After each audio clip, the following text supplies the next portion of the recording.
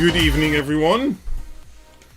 I am really rushing everything today, as you could see probably by the announcements, which almost didn't happen. But we're here. I'm here. I almost didn't make it, but I made it. My desk is still a mess because I had to clear off what was on it before. Kind of one of the running issues in Intermit.Tech labs. But we'll make it work. We'll make it work. How's everyone doing tonight? Let's see who's here. Yako Weiss. Wait, did your name change? I don't know. Whoop whoop. And Kvik is here. Yeah. And then Tomas Orzechowski. No PSU testing. That's unsettling.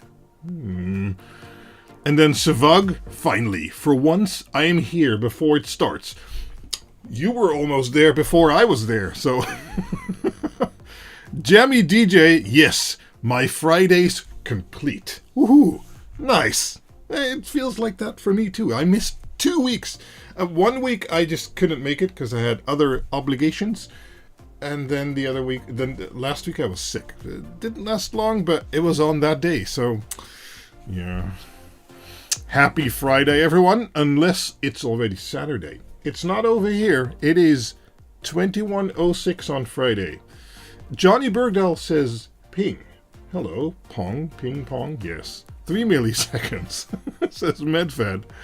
Nice. Oh, and then Draadstahl heard the music? Yes. And blah, blah. Okay. So, welcome everyone. We will immediately get into drinks of the day. I'm going to go for a Coke, because if I wasn't hyped up enough yet, I will be. Oh, or really zoomed out. There. So, yeah, Coke. I didn't prepare much for today. I just wanted to do 2 things, and we're just going to do those and see how it goes. My camera's a bit... no, other way around. There. Yes, that's better. Let's see, where can this go? It can go over here. There. Johnny cancelled Philip's promotion. What? The only one who gets to decide that is me, Philip.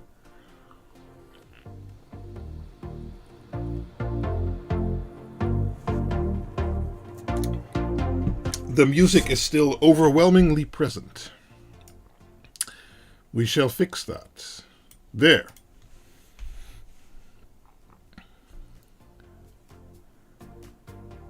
The chairman emeritus? What? I don't know. I am like the company director. Yeah, he made the angry Quindor. I saw that. I was like, oh my god. Why do I look so angry? Do I often look angry on stream? Not that I'm aware of. Maybe I just don't notice, but yeah.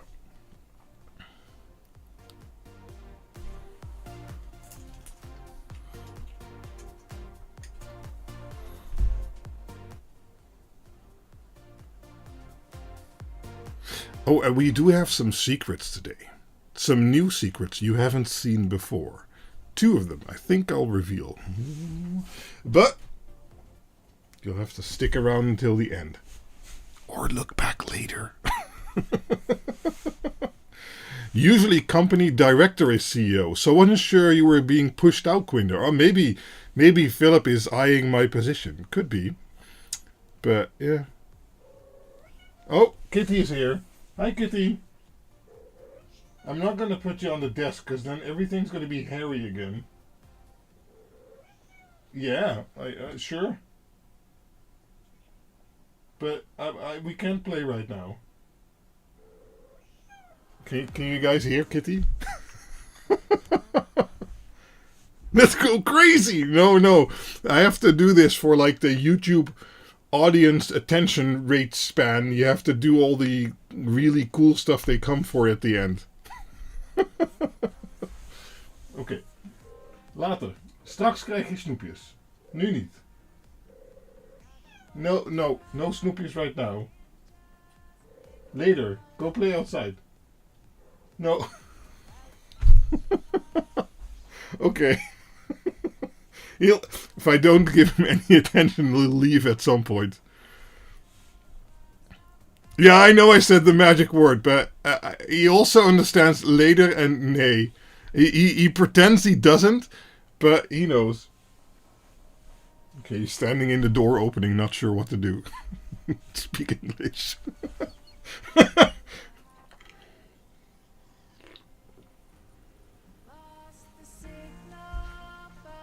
Nice. In this room, I have a 27-inch that's in portrait. That's over there. Then I have a 15-inch, 14-inch. That's a portable one powered by USB-C. That's over there. And then I have a 24-inch, but it's 1200p, so it's like 1080p, but a little bit more. That's over there. That's a Dell U24 whatever. It's like 15 years old. I don't know. All the old monitors get like put in the studio. Shall we try to guess what the secret is? You can guess, but you'll never guess because I haven't shared about it before. So, yeah, the 2412, I believe it actually is. Let me check. Menu. Yeah, it's a Dell U2410. So, I mean, what year is the Dell U2410 introduction year?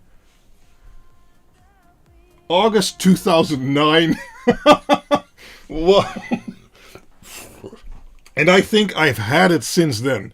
Because I bought it right when it was released because I wanted a really good monitor. In the end, it was less suited for what I wanted to do with it, but sure. So let's say I've had it since 2010. So it's 16 years old now. Oh yeah, sure. For this kind of, it's my my live stream preview and my WLED and home assistant controls and stuff like that are on there when I'm sitting over here, and I feed it using, I think it's on HDMI input source. No, it's on DisplayPort. It even had DisplayPort back then. So, yeah. So yeah, it's still using it, and I mean it draws like a huge amount of power and heats up the room, but. It's still working, so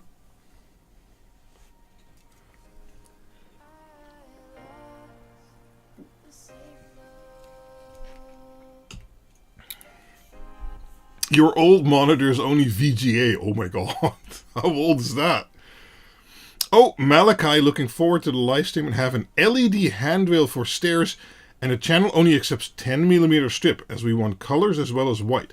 What can you recommend? It depends on how many zones you want. There is a WS2805, but it's secretly 2 times WS2811. RGB CCT, so then you'd have RGB plus dual white. Those are 10mm. And I believe you can get WS2814s, also cob LED strip, in 10mm. Mine is 12mm, so that won't fit. But I believe you can also get them in 10, not 100% sure. And otherwise, you go to more traditional strip, and then you can get RGBW, like SK6812, in various LEDs per meter and stuff like that. If you don't want to power inject too much, the SK6812-CC is interesting. It's color rendering. CRI of the white isn't great, but, you know, for lighting a stairs and some accent and fun lighting and stuff like that, it's fine. Yeah, so maybe look at those. The house is now fully built. Actually, no, that is your guess for the secret? What? No. We actually had a meeting with the builder. We actually also gave the assignment to today, so that was exciting. Yeah, but we had a 3-hour meeting with them, with the architect and the builder, and going over all the it's not invoice, offerte. offer, I guess, they made, highlighting each point, and I want to save like a lot of amount. So it's like, we want to work with you guys, but this number needs to be lower, and we can change materials and construction methods and things like that to get there. But quote's a better one. Yeah. And so, but we did decide to go with them and stop our talks with others, and then over the coming period, we need to figure that kind of stuff out. So, yeah. Philip, it's not April Fool's anymore. The 2115 secret time. No, it's not. Sure, no problem, Greg. Okay, so let's get started with our first task of the day. Well, we can take a quick look at the second task of the day. A while back, it was already last year, I think, this switch is from Event Infra. It's a party from some friends I know. For a long time already, they used to also help out at our LAN parties. Sadly, our LAN parties aren't a thing anymore, but others are, and like hacker events and stuff like that. And Event Infra has a lot of switches that they, the people can borrow, hire those. I thought I heard a screw roll. Borrow, hire those switches. But sometimes they come back broken. And, well, this port, as seemingly the RJ45 serial port, only the mini USB port still works. Oh, okay. So, do not blindly default factory switch offer use to make sure above coffee line. Okay. So, I thought actually the USB port was broken, but it seems the management, no, that's management. I guess the communication port is broken. What is this? Mini USB?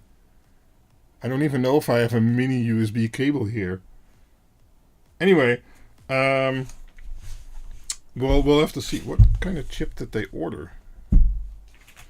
So they ordered new ICs, but they didn't have... Oh, it's a Max... Okay.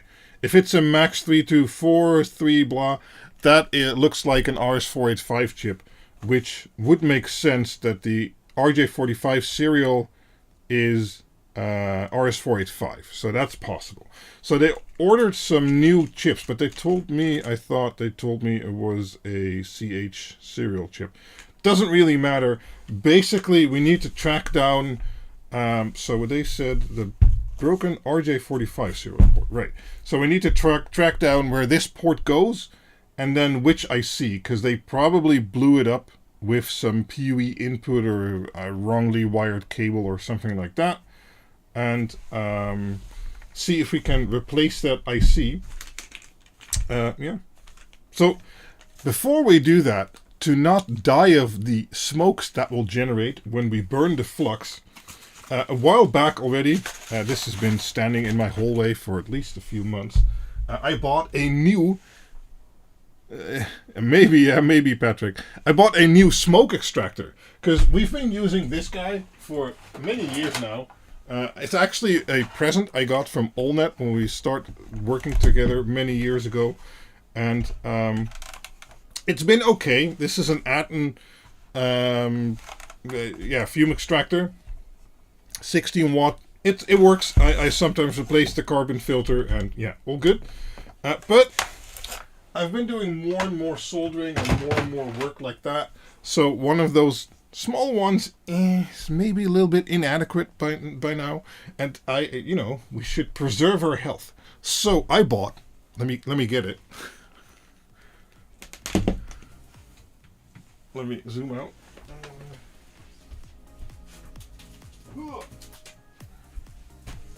It's a bit big. Hold on. Okay, yeah, I got it. Okay. I bought a Viver Tough Tools half price. What? No. Does it say anywhere? I don't know. Oh, it says my address over here. Let's turn that away. Anyway, it's a smoke extractor. Oh, it's 11.5 kilos. Okay, good to know. Let's get it out of the box and then we can look at it better. But it's basically a floor standing smoke extractor. Where's my Queen Box knife? I don't know where it is. Oh no. It should be somewhere here. Okay. Okay, can't find it. It'll be scissors now. Never dangerous. No, this one doesn't vent it outside, but it does have like a 3-layer stage filter, something like that. For the new house, I do want to look into just, you know, piping it outside with a fan that's maybe located further away. But for this house, that's no option, and you know, we're not going to move within a year or whatever. So I thought, okay, let's get one of these. It's a air purifier. I think it's the X150 because it's it should be a 150 watt unit. So okay.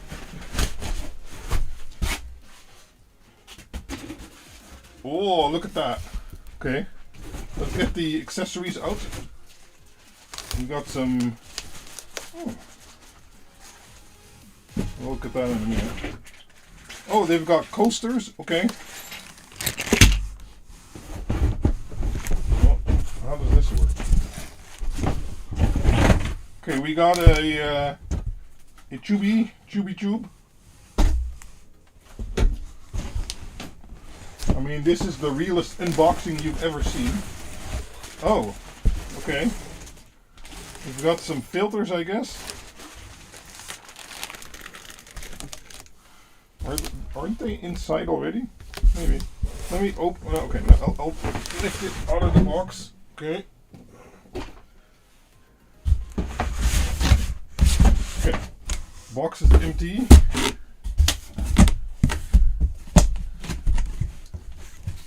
So let me get this out of the way, because I can't move the box out of the room because my chair is in the way, the only spot to do that. So let me put this on the desk and then move my chair.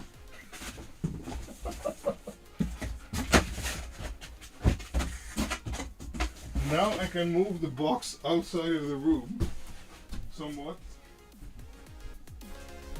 There. Okay.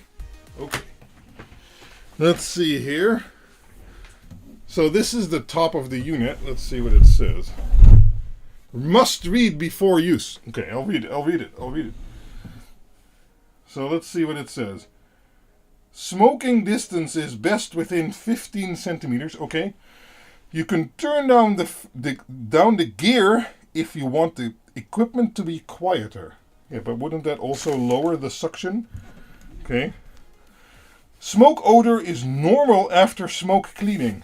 Okay, I'm not sure what that means. The equipment stops purifying. Please change the filter cartridge. So if the smells get bad and you're dying, replace the filter. So let's see if it already has a filter inside. Oh, it's like. Oh, is this not metal? Yeah, I guess it's also metal. It's like fully made out of metal. Okay, how do I... No?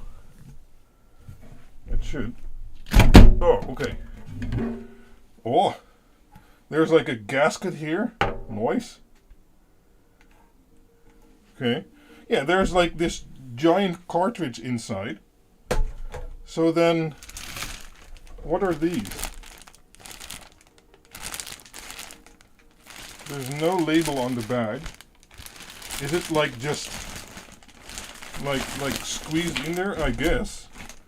So, how does that work? Can I take this out? Oh, I can take this out. Okay. Okay, so there's this filter first. Okay.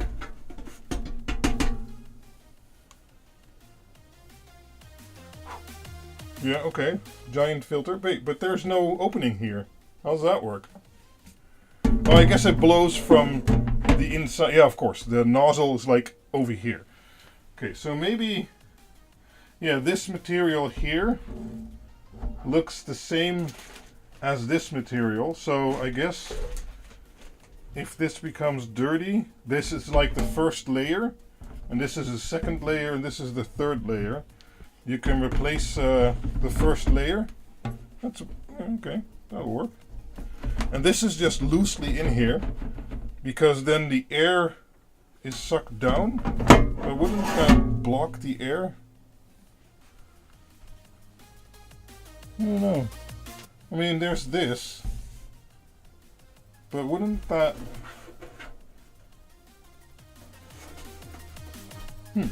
Interesting. Because there's holes there. I think the air passes through there. But then this slots into that. Okay. I have no idea how this works.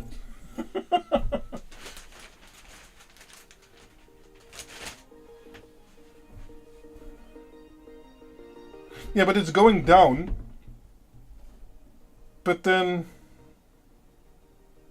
Yeah, okay. Let me put this back. It's like fully metal construction here. It's nice. Oh, sorry. Okay. Ugh. Right, and I think it exhausts here. There's even another filter here. Nice.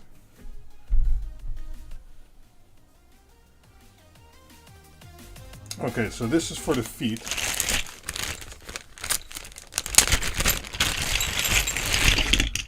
Oh, you even get a little wrenchy. Oh, okay.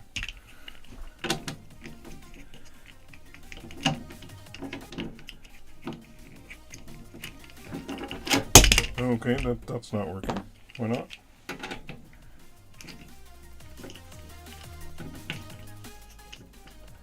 All the way around? Should I do this first? No. No, I get that the airflow needs to go down the filter, but...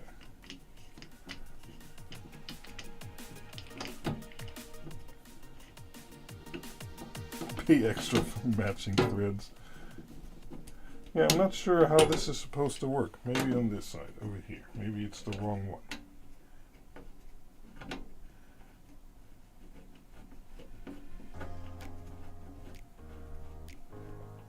Okay, yeah, this is okay. So you need to thread it in. Okay, yeah, because then this can still spin. Okay, let's try and get it in as much as we can.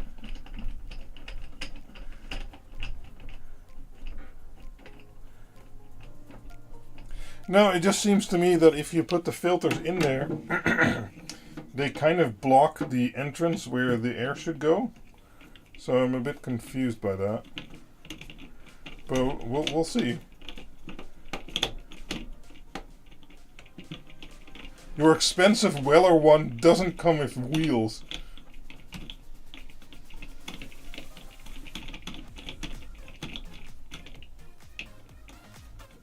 No, I get that it goes to the bottom side, but then the bottom side just seemed blocked, right? That's my point. Turn the filter around. Yeah, actually, that might be needed. But then why would it fit together like that? I'm a bit confused. We'll take a look after the wheels are on. We'll take a look again. Because actually putting in the filter upside down, as it is right now, that would make more sense.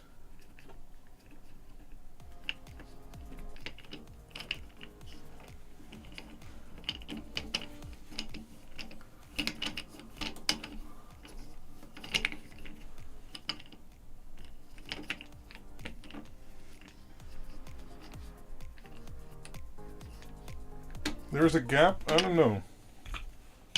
Okay. We'll take a quick look after I get these on here.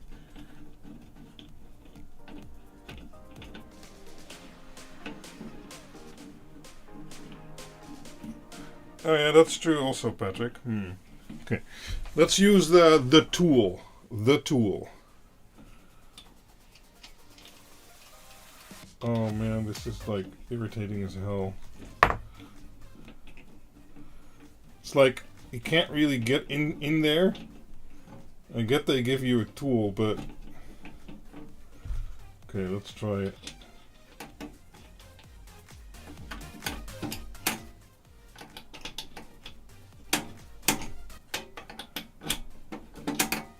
How was your Friday night? Oh, I watched Quinder screw in some feet. It was amazing.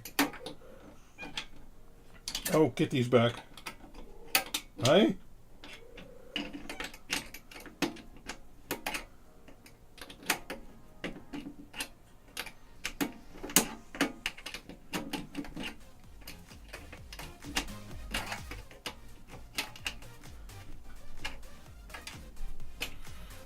Okay, 2 done, 2 to go.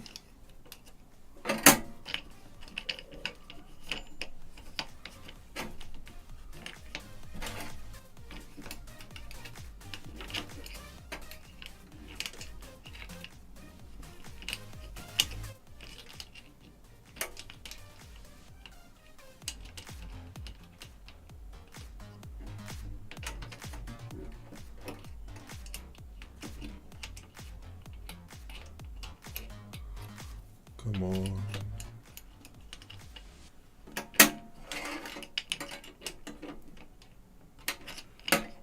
Ah. I mean, this works, but I can't say that it's great.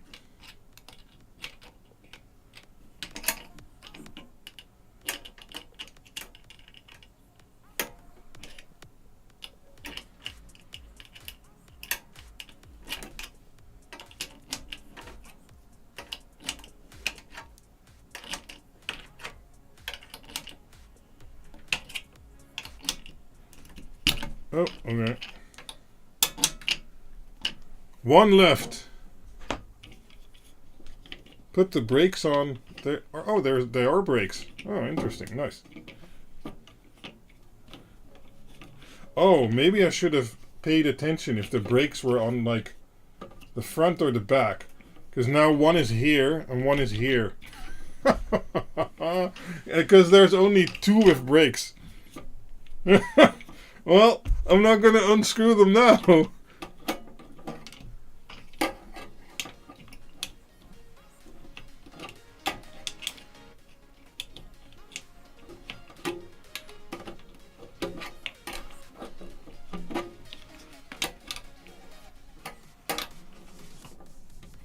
Well, if it came without wheels, it didn't have brakes either, did Johnny? Okay. Right, so we've got the wheel. Oh my god. Okay. Oh, okay, yeah. Right, so front. Here's a front. Okay, let's take a look at this again. So we've got the first filter and the second filter. So what I mean is there a gap here other than... It is interesting that these cracks here, so the powder coating is cracked. Or the painting then, I guess. So here's the suction blades. And there's this platform here. Okay. Oh. Okay. Okay, I figured it out. There's a slit here. And there's a slit here. Where it will suck the air. And then it'll work. And this isn't meant for air sucking. I don't know what it does, but sure. Okay. Sure.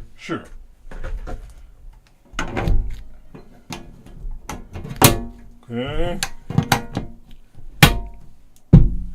Now, how does the the hose work? I hope it's long enough.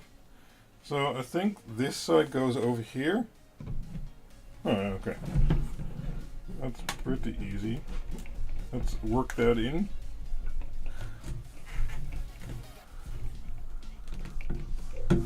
Okay, that's in enough.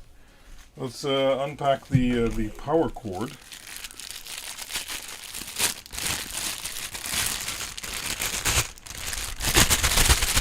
Yeah, exactly. It's a pretty decent design. I just didn't know it had slits down there. It looks well designed. And it was like 150 or 200 bucks, something like that. I don't quite remember. Okay, the power cord should be long enough to reach the ground. That's cool. It's just a standard, you know. Okay, so well, we can do this later. Let's put it on the ground. Okay.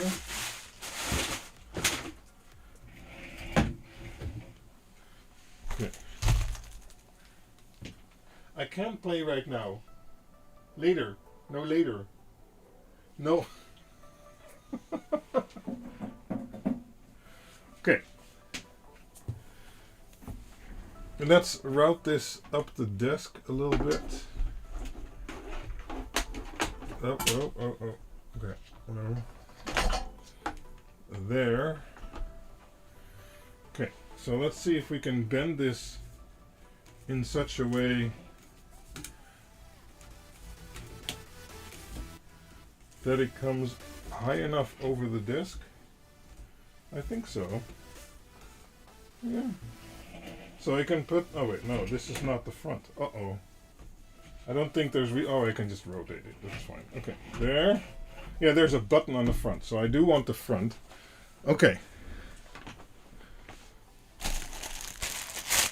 Cats hate the sound.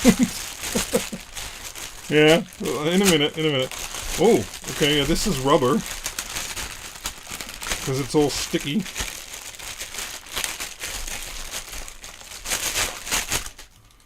Ooh. Interesting. Hopefully that means it doesn't melt quickly or something, I don't know.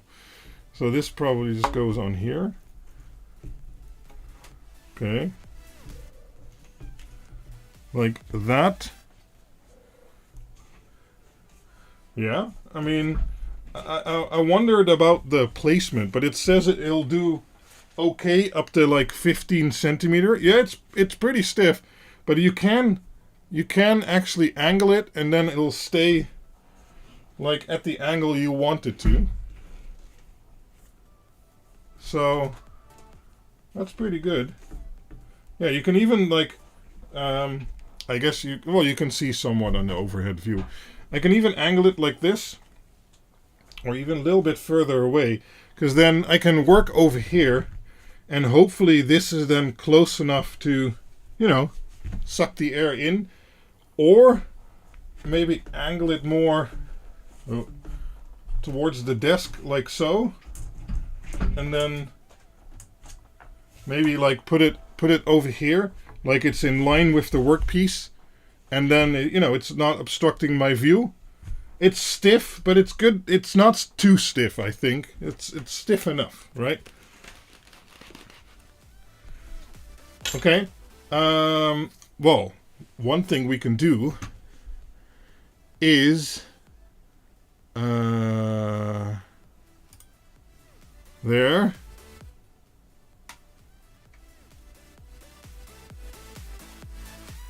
If I look at the filter picture, it seems that maybe the spare filter fits in the smaller filter. Yeah, I think you can replace what's in the smaller filter. Okay.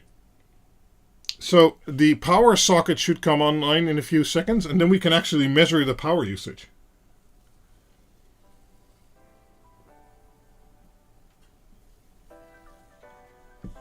Let's give it a second.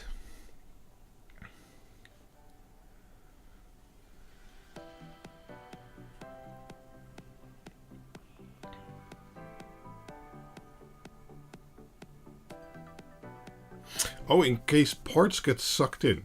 Yeah, but the sucked in parts would be in the pre-filter, so that's not a problem, I think. Yes, there we go. Okay, it's minus 1.1 watt because there's no draw, right? Check the Discord automated with an ESP. I think I saw something about that online already. But I'll check it out. Well, let's turn it on. No. Okay, I'm pressing the button, nothing happens. Does it have a switch on the back? I don't know. Maybe a long press? No. Okay, let me check the back. If there's like a switch.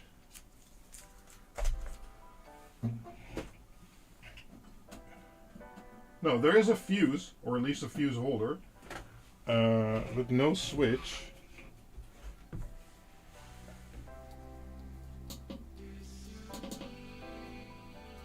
Interesting. Did I? Yeah, I plugged this in. This is the right cord. Nope. I didn't plug in the right cord. Sorry. Hold on. There. Okay, now it's, yeah, okay, it booted, or whatever it did. Yeah, those are spares. Good, nice. Okay, well, I don't know, we'll figure it out later. There, I pressed the button. Okay.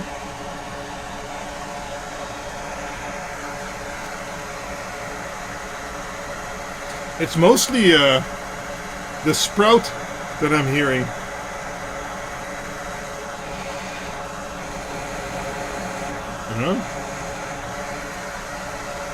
Let me press the button again. Now, okay, it went from green to blue. Oh, power usage went up. Oh, now it's... Oh, okay, yes. Okay, yeah, that's pretty powerful. And now let's go one more to red. Hey, it does what it says. It's 150 watts. Okay. Oh wow, my hand is getting sucked in. Look.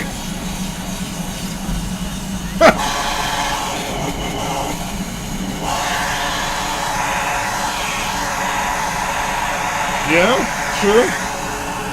But that is not quiet. Wow.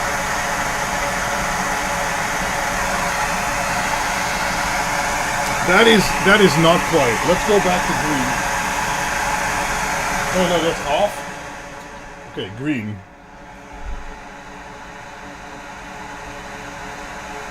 I was actually hoping it would be more quiet, because that's still pretty noisy.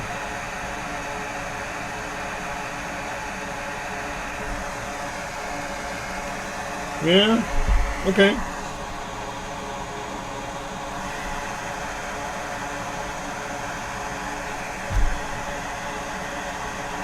Well, we'll adjust the fan. Yeah, no, we already went through the 3 speeds. It's like 50, 100, and 150 watts. So let's melt some solder, I guess. See how it does. Where's the onderzetter?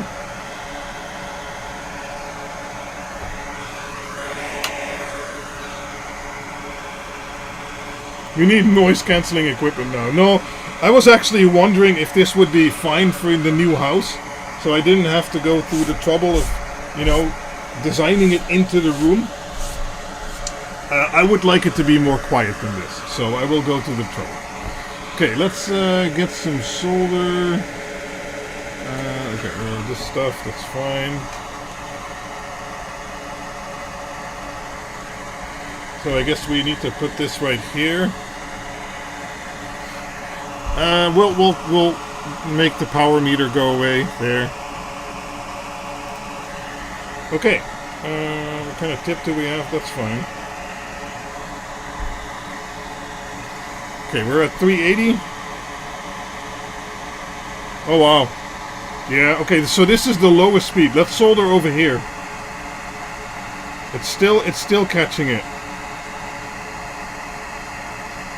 Let's make some extra smoke. Yeah, okay, it doesn't extra smoke. It's more the sprout than the base unit, I feel like, in regards to the noise. You said Kitty would go away. He's coming in looking like, what's going on here?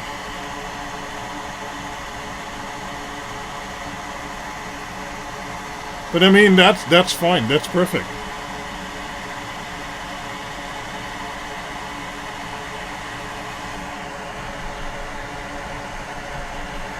Cool. Okay. Now, yeah, and this is the lowest setting. Now, a problem that I'm going to have is now I want to turn it off for a while. And I can only turn it off by going through the other modes, I think. Let me try and hold it. No, holding doesn't work.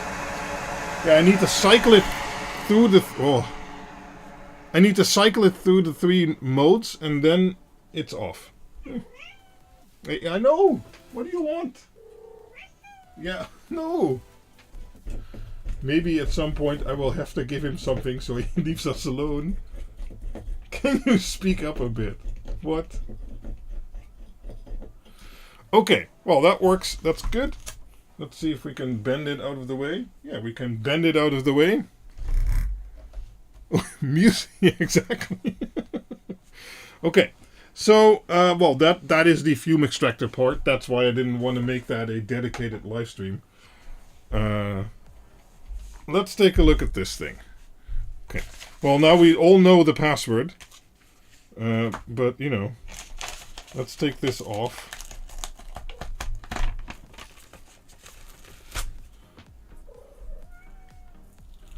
No. Yeah, I need the NVIDIA RTX noise cancelling. Actually, I could do that, but, you know. Oh, here is the event info sticker. USB console only. Well, that just won't do. Holy macaroni. How many screws did they put in here? They really didn't wanted this thing to come apart. Oh, you have to say nay. Oh, yeah, maybe. So let's see. Is this a screw? That doesn't look original. Oh, it's over here too. Is that like a security screw type deal? It looks like it.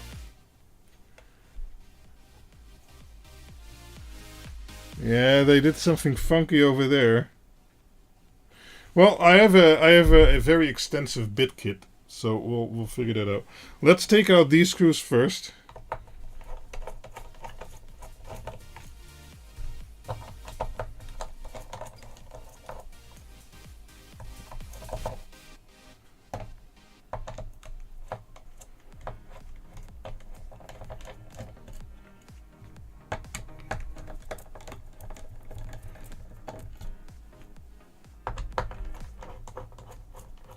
Warranty void! Well, it's from 2011. It's like almost as old as my monitor is. This is a network switch that gets used at LAN party and hacker events and such. So it's mostly already used enterprise equipment. But yeah. Okay, so those are the outer ones. There's none here. Let's see. I think we might need to remove these. Those look like they need to go.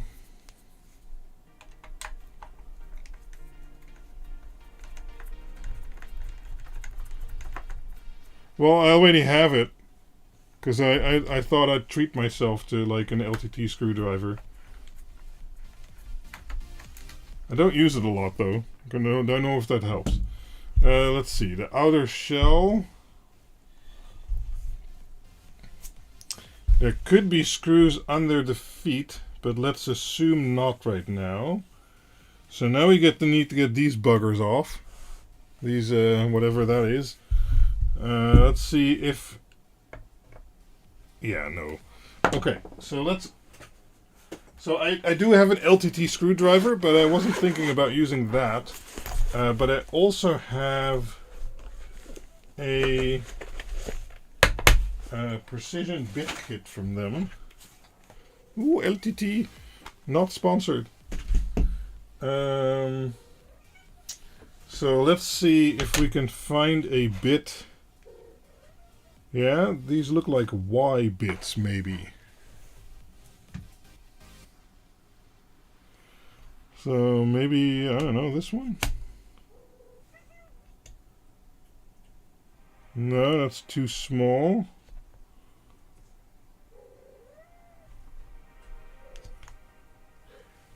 Nay.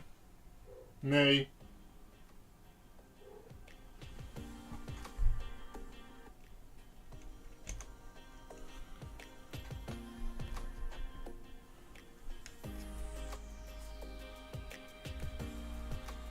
No, he understood. I'll give him something later, no worries. Let's see. Maybe this one? No. What kind of... Where's my...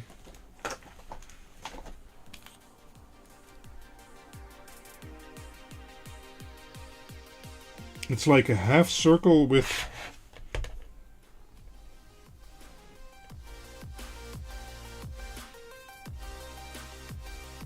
Oh, it might have been stripped before.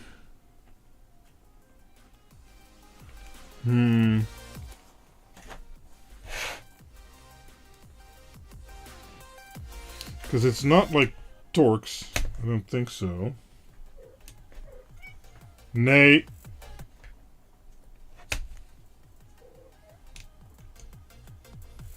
Nope.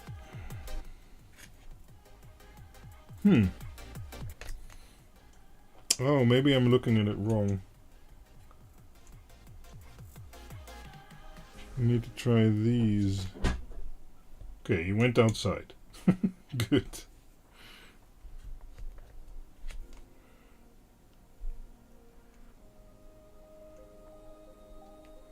No.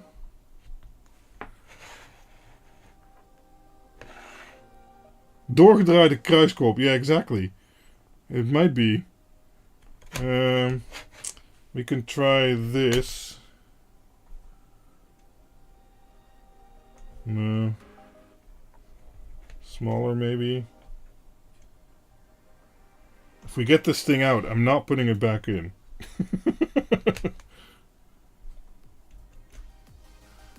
What kind of screw is this? Maybe you need to get the microscope out. Let me... I think it might have been something, but it might be wrecked. And then on both sides.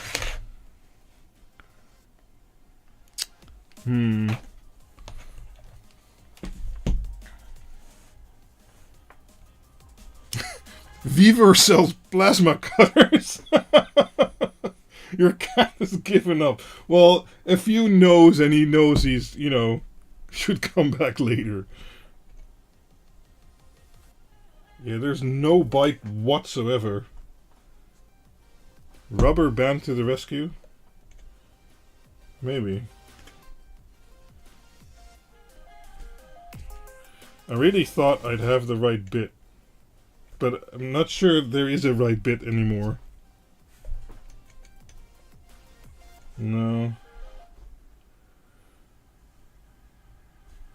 We can try... Okay, let me get the microscope out. We're going to need that later anyway. So we can take a better look.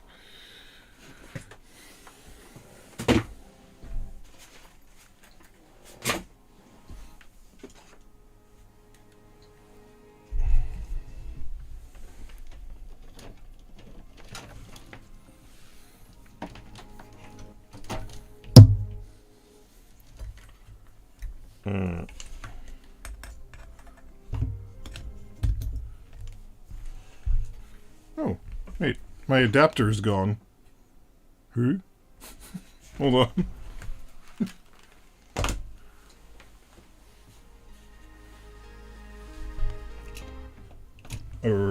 Cleaned up too much.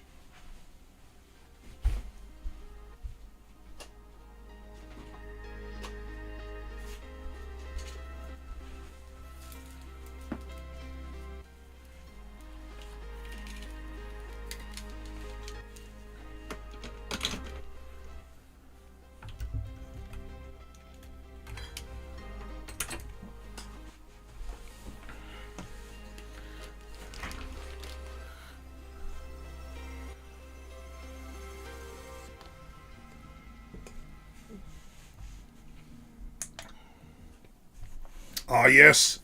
Power blue LED is always the best. Let's see. Microscopy.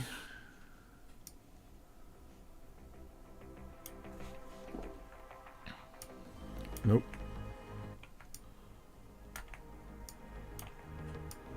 What? Oh, wait. Okay. There. Okay.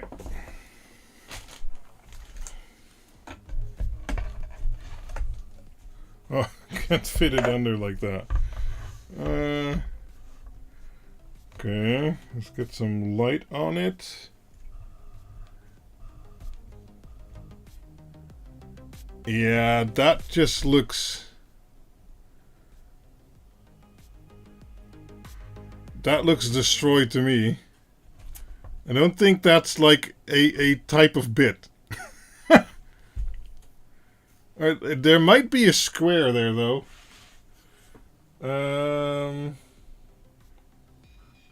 Okay, I do have some squares.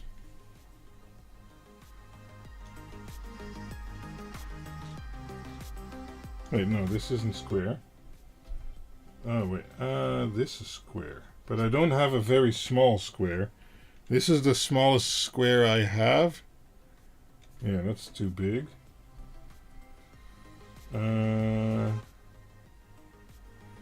Do we have a smaller square? No, not on this bit kit. Okay, I think I have some bit kits over here.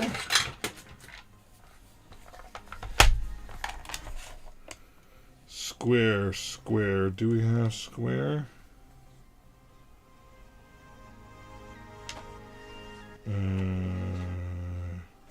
No, no square.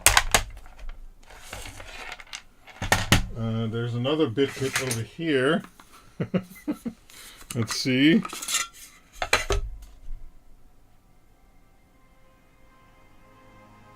Is this square? No.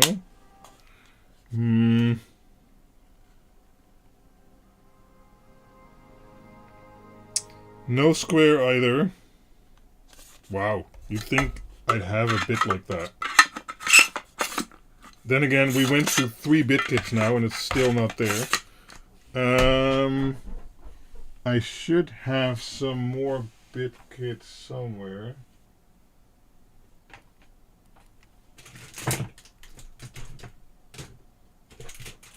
Let me check.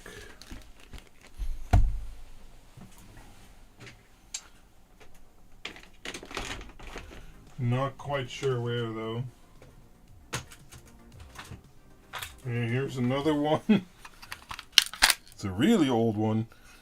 Square, no, no, no. No square. Okay. But if it's square, wouldn't a flat one also fit diagonally? Maybe. Let's try that. So let's see.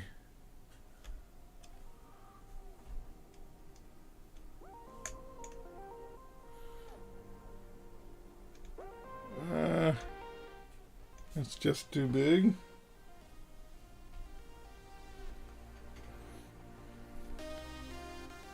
And that's just too small.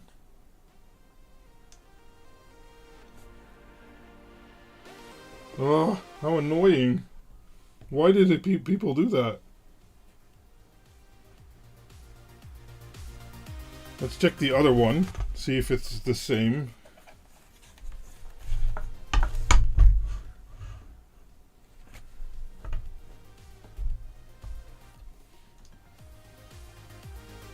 I guess.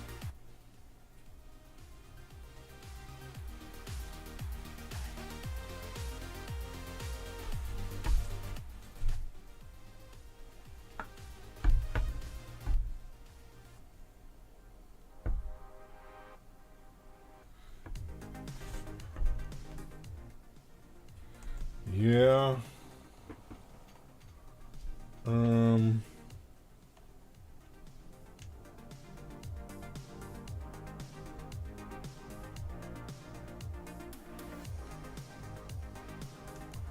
I mean, this almost fits, but not quite. And this is probably too small. Yeah. There's no bite whatsoever.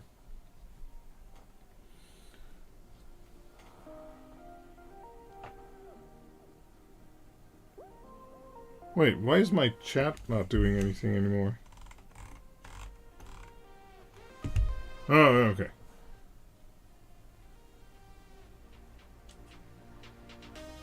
They are drilled out, yeah. Oh, wait.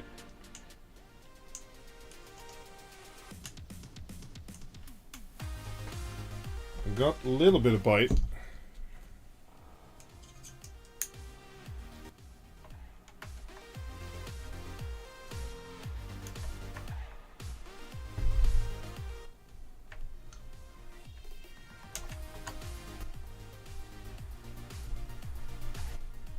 No, doesn't want to turn at all. Jesus.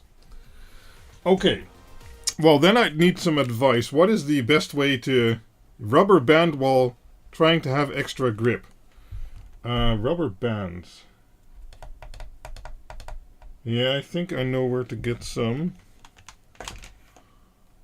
Need to use a Dremel to make it work. Could do that too. We'll try the rubber band trick. I think it's just like putting the rubber band in there and then hoping the friction is enough to be able to unscrew it.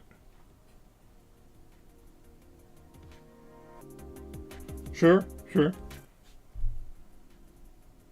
Okay, let me try and get a rubber band.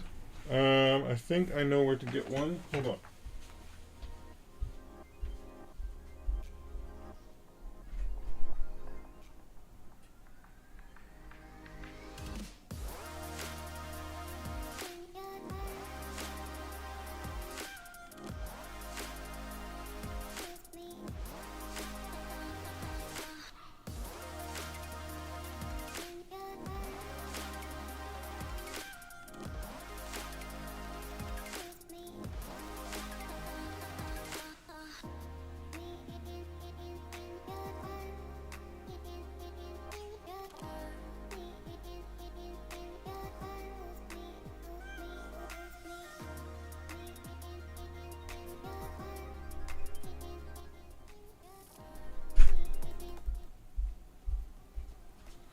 They're not exactly the rubber bands I was looking for, but maybe we can make it work.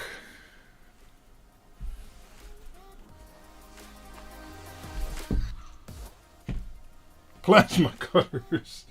Okay, and then maybe a thin tip like this. Okay, let's give it a try.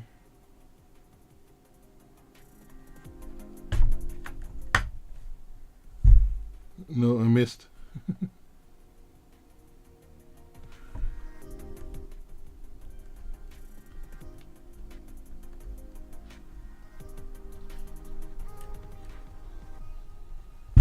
Did that do anything? Oh, it did. It did. I think it's coming loose.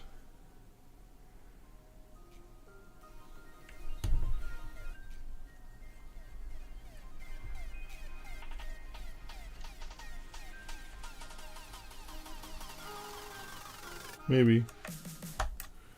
Maybe not.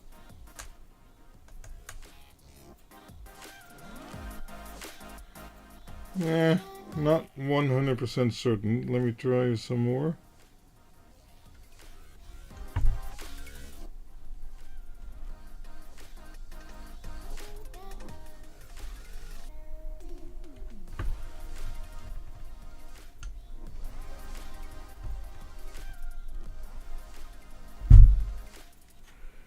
Yeah, I'm not too sure about that.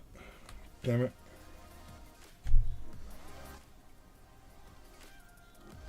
Yeah, but the problem is, it's like recessed.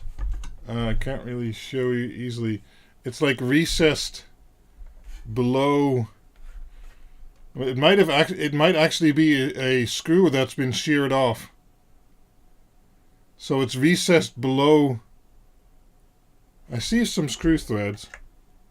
I'm not 100% sure I saw those earlier. So let's try this a little bit more. I need to apply maximum force. So, hold on.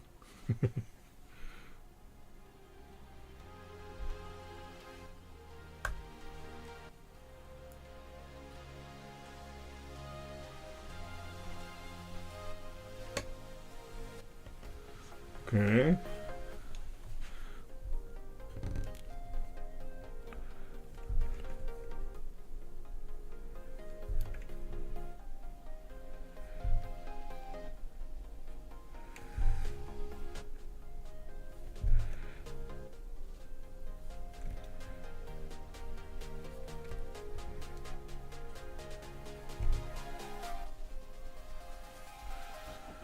Let's see, did that do anything?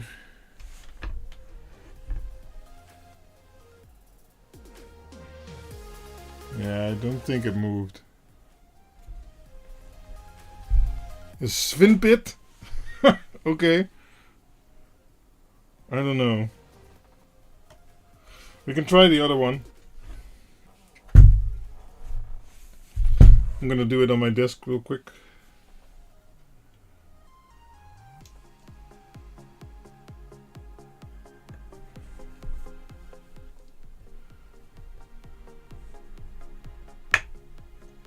Nope. Dynamite. Yes. That's it.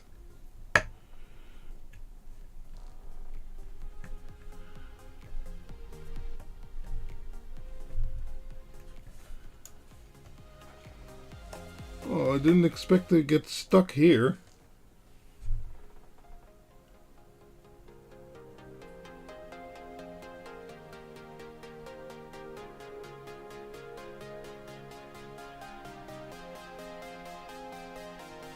Yeah, okay. That's actually a good point there, Thomas. So maybe it's already open, you're saying. That's a really good point. So, okay, I took one of the feet off. We don't need to take the feet off.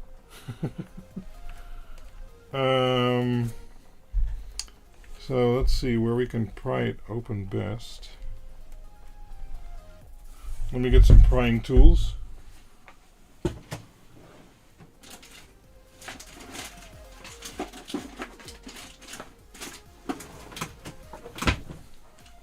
So I have some of these prying tool-like thingies. You know, it's at least less likely to damage it. Hold on. There.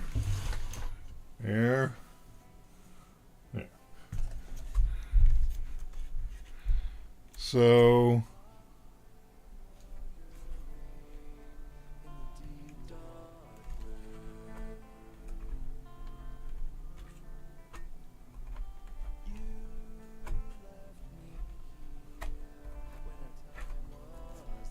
I'm not sure I have a screw removal kit actually.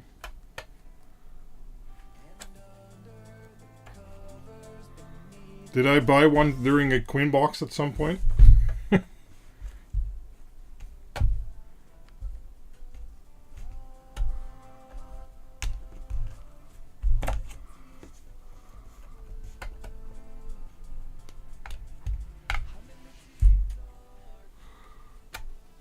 It's coming apart somewhat. Not very easily though. So I'm not sure if it's still being held on or not.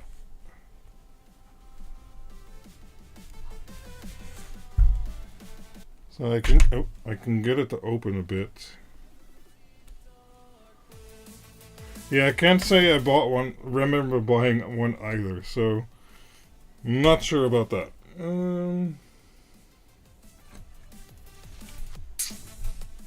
I guess this part also needs to come off.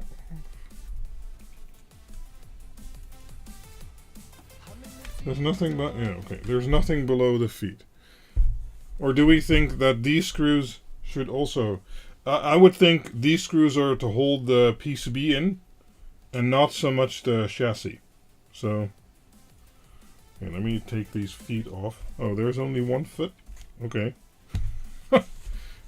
It's easy. Oh, there's stuff on the top. Okay.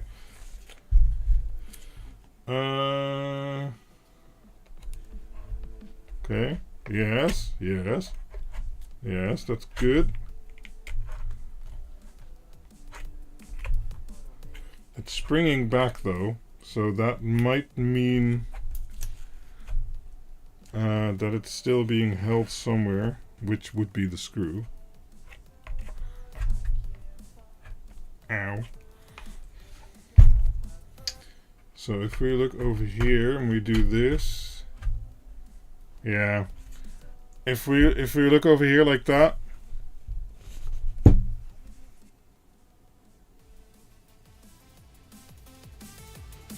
Remove all of the screws? Yeah, but I think these aren't to hold in the top side.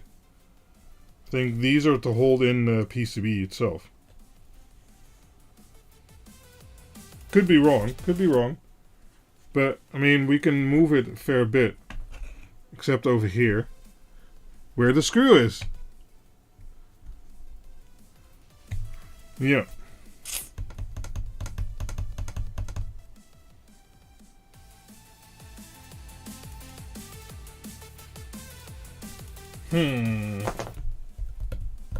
Okay, well, I can take the screws out. That's not a problem.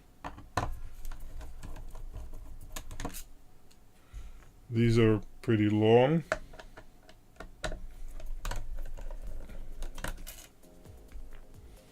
Yeah, okay, I guess the PCB would be held in with these. So the PCB is screwed in from the other side. That would actually make sense. So I don't know what these screws are for, but sure. Is there one under here? No. Okay. Does it now come apart more easy?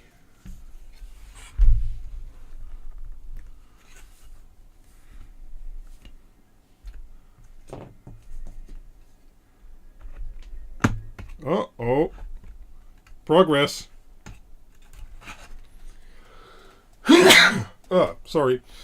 Okay. Okay, so those were holding onto the chassis for sure.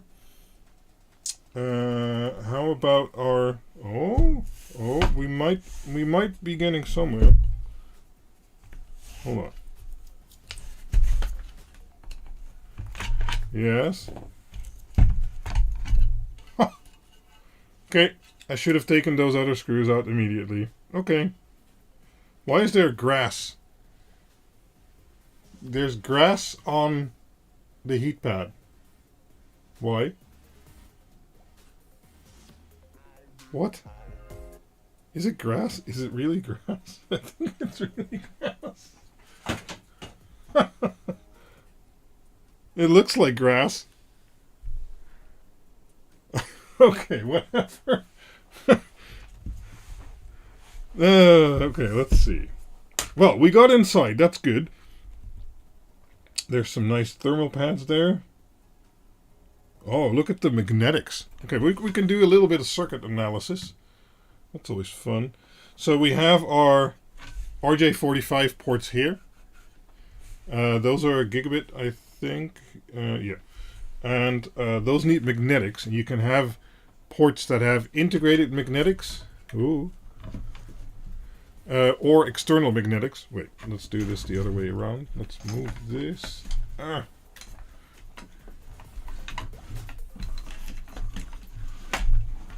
There-ish. There. Or external magnetics, and these are external magnetics, so each port needs one.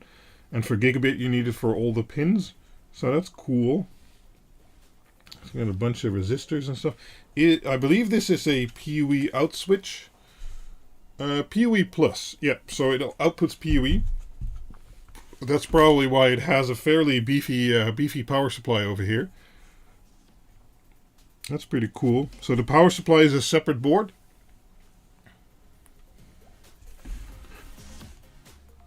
Yeah. Does it say Asian power devices? Whoa. Oh, it can do 54 volts with 2.386 amps, but it's a dual output power supply, because then it also outputs 12 volt at 3.3 amps, and it's a 100 to 240 input. That's pretty cool. Internal USB. Oh yeah, it is. There's one over here. So this looks like the IC we might need to change. Because this has magnetics, that's for the management port. And then, do I have a pointy tool? I guess. This IC is probably the PHY. So the microcontroller that they're using has a built-in MAC address probably, so they need an external PHY. And that one looks like one I would use. What why are we doing it like this? We have a microscope. Wait, let me get all these stupid bit kits away.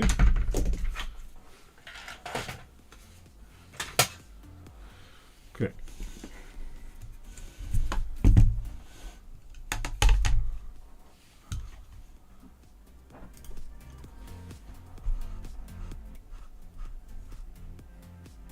Okay, let's turn this off so we keep this light there. Let's see here. So this is probably the one we need to replace. Let me get my pointer. This one over here. That looks like an ESD filter. So you got a bunch of resistors to configure whatever this thing is. They can configure it with all kinds of resistors and capacitors. This is a socket they can place, but they placed another one. All right. Let's turn this. Can I get it? Okay, I can't turn it around because then it doesn't fit under the microscope. Yeah.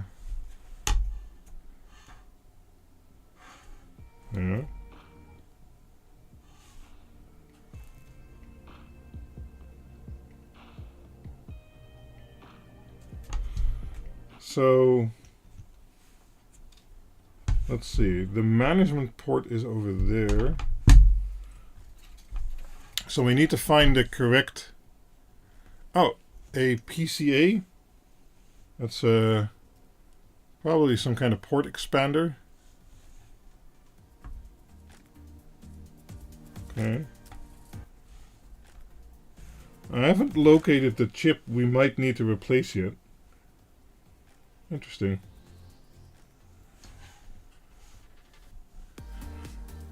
Analog devices. Okay.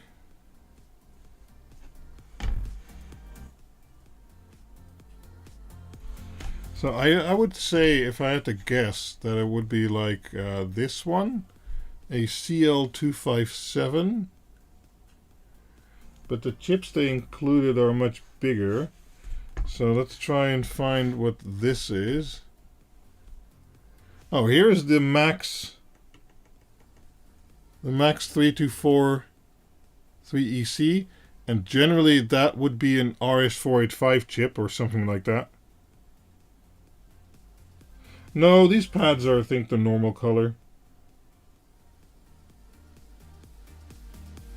So they are very close to the outside. So reaching this, if I can't zoom out more, it's going to be really constrained to work in. So I think we need to take the board out of the chassis. But I'm starting to wonder, like, this screw hole has no screw. This hole has no screw. This hole has no screw. This hole has no screw. Is there a hole with a screw in here? Or is it just... It doesn't come up easily, but that could be the thermal pads. Let me disconnect the power wire.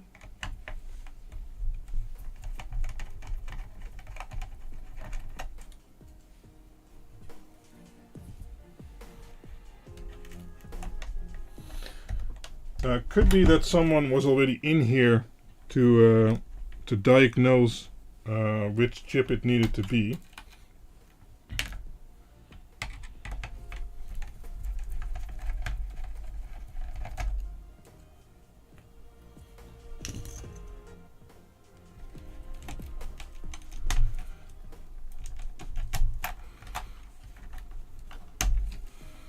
Okay. Do we see one with a screw? Oh, these standoffs are... Yeah, okay. So there's standoffs here. I can't show you. Oh, there's standoffs here where the power cables are screwed into. It's a multiple RS232 driver. Yeah, okay, that all still makes sense. So it's not RS485, but RS... So yeah, these are screwed in. So let's take those out.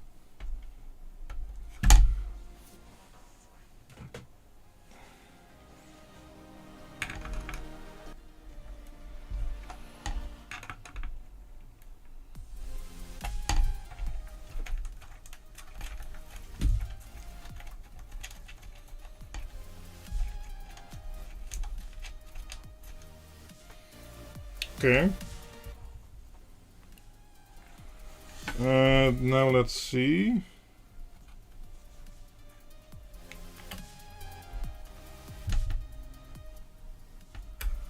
Still feels held in. Do we see a screw somewhere? Let's see. No.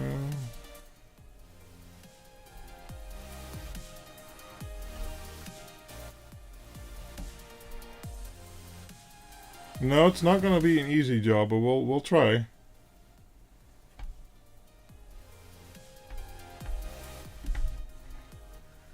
No screw there.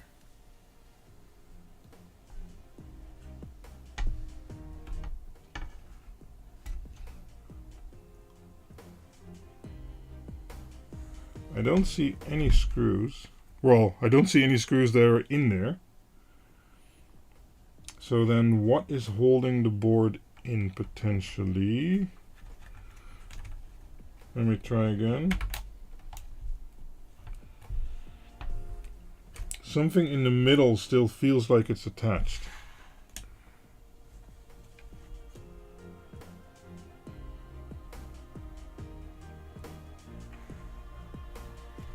Maybe on the front.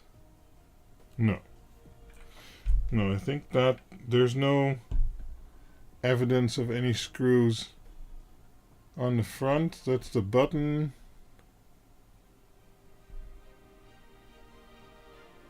No, so that likely just angles in. There's a switch there. No, I don't think there's anything on the front panel. But I'm wondering if there's maybe thermal pads. Yeah, there's... I think that... yeah, I think there's some thermal pads on the bottom. And that could be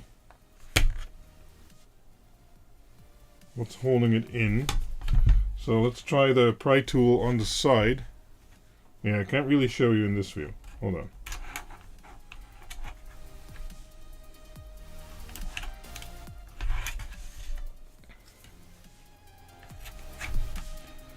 No, it feels like... wait. There, go away. So if we look at the board,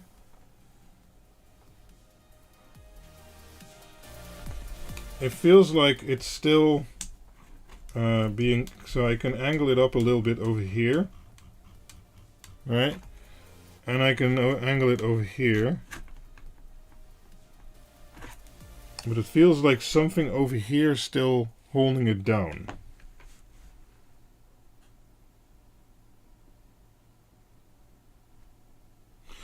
I don't really see anything.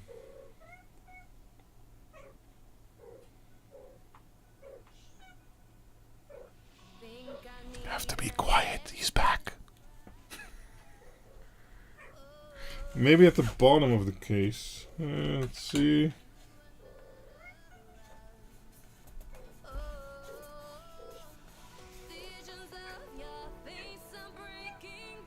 Nee. Nee. Kitty, nee. Kom. Nee. Nee.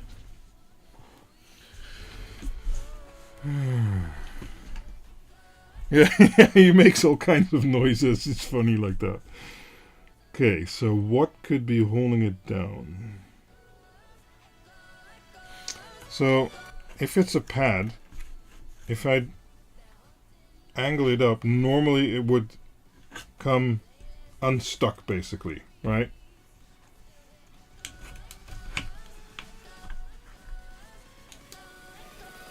Let me see if I can...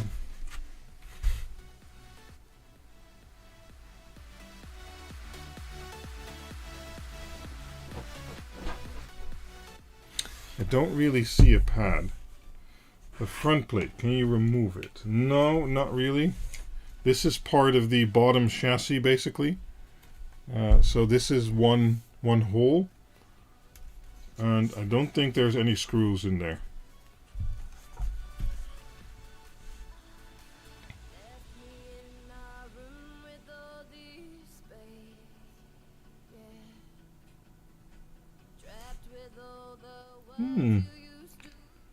There might actually already have been some repair attempts here, or this is a part of the problem. Hold on.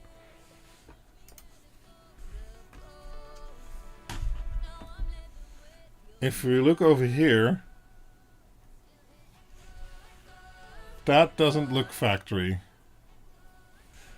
Now, it could be that those resistors blew.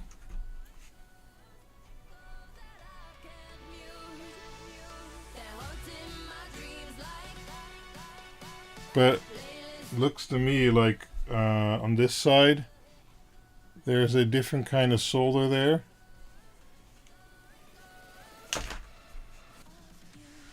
Yeah, it could have been blown. Could be. But then we'd have to replace those resistors too. It's not impossible, but... No, the power supply board is separate, and that also still has its screws. But yeah, those are either soldered on or blown.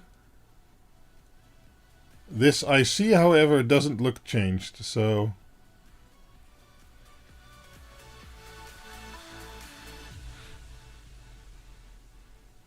Yeah, but I don't know if that's because the resistors blew. I guess we can measure them, but let's focus on getting it out of the chassis first. But how? I just don't want to bend the logic board too much. No, the power supply is fully detached from that other board.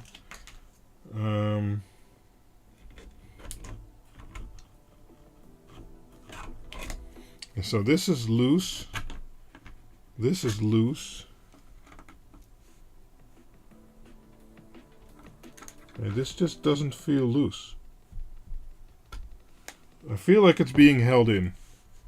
No, I don't need the... It should be able to come out, I think, without... So, wait, can we move it? Yeah, we can move it. If you look at the screw hole, we can move it a fair amount.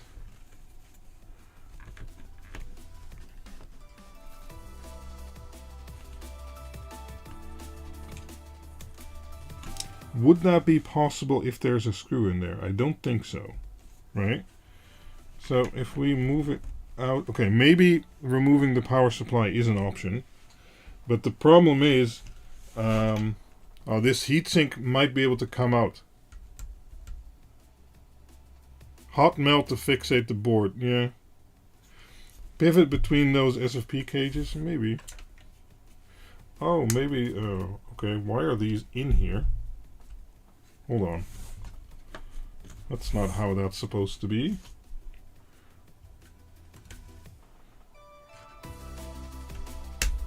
Okay.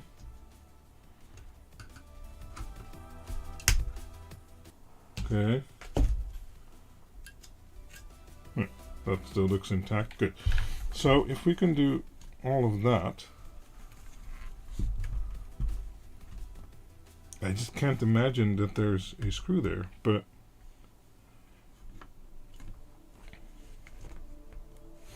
okay, we can try and remove the power supply. I think we need to remove these.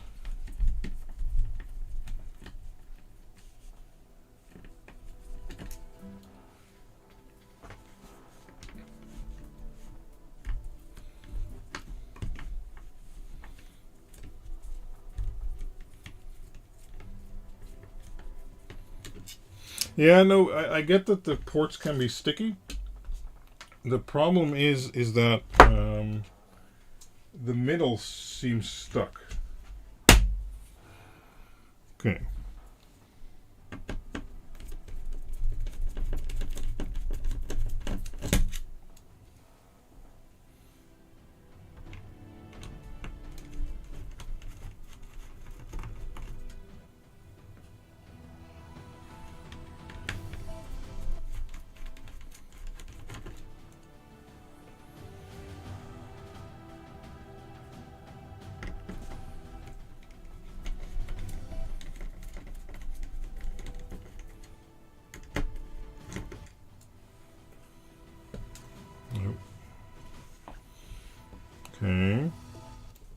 But now, how do I... Can I angle this? Oh wait, this probably also needs to go. Now can I angle this upward? Because this has a heatsink on the outside. So I can't just slide this guy either. Is there more screws? No.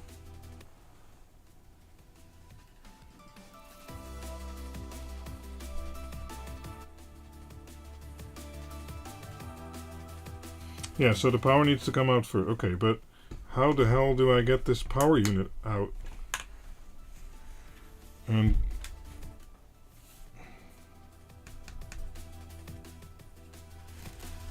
wait. Aha.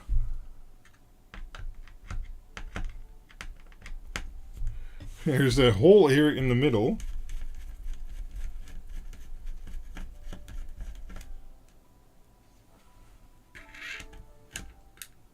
Haha. Okay.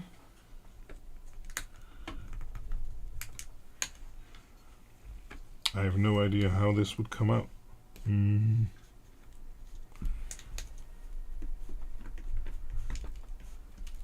Oh, yeah. Yeah, there was definitely some putty on the bottom, I think. Hold on. Almost got it. Oh, damn it, this port. Can we disconnect the port? Yes, we can disconnect the port.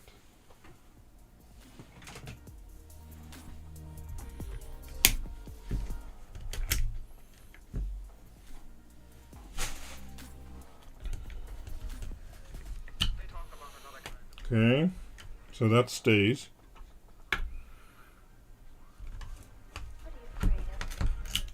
Yeah, okay. That's probably what was sucking it in. Ooh. Nice, nice separation there. Okay. Let's put this over here. Look at all that oil. Okay, so that's probably also what's going on over there. Well, happy birthday, Malachi. Hopefully we get this figured out. That's oil from the pads. And that's likely... Oh, damn it. Likely also what's underneath here, which was what I was feeling. Yeah, see? There's pads over there and over there. So that's the drag I was feeling. Okay. Sure.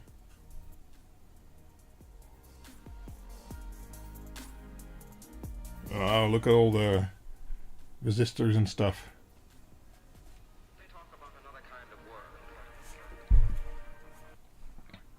Right, so now that's out. Good. We don't need this port either.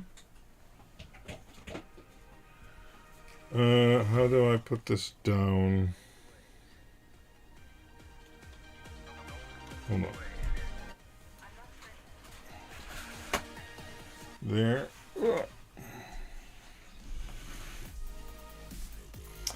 So now we can take a look at the offending part in question. There.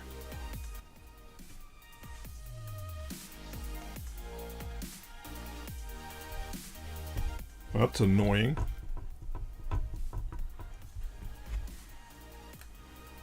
This huge block, but I don't think I want to take that. Oh, okay, I can take it off. Oh, okay, that's for the... okay, you can't see. For the memory ICs, they have a cooling block, so I'll just put that over here. Can we take these stubbies off? No. Damn it. Okay, there's stubbies over here like that, which is to make up for the height difference. But yeah, let's see if this is already better. A little bit, I guess, not really. Yeah, Okay, well, it is what it is. Let's put something underneath it. There. Okay. Now I don't know where we are.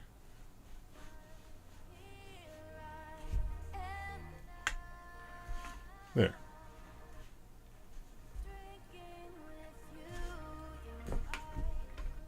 Okay. Yeah, I think that, let me open a bigger preview for myself, because I don't have a screen from a microscope right now. So I'm looking at the same view you're looking at. A preview on this one. Yeah, there we go. Ah, nice, Greg. Okay, so what happened there? Do we think that's worked on? Or do we think that just blew up?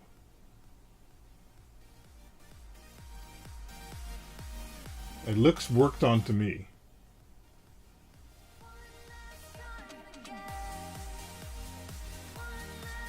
But then I don't know. Yeah, they also look the wrong size, actually. Yeah, they're a different size. Look at that. Look at the...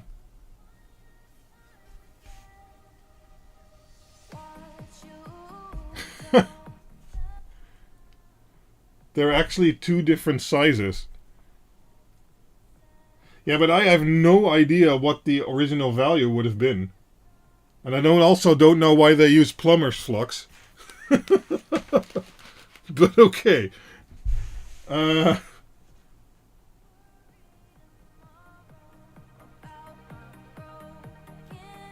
No, a factory fix they would have done that more clean.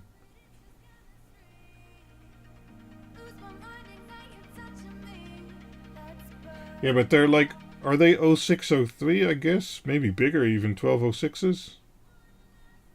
And they put like 0805s in there.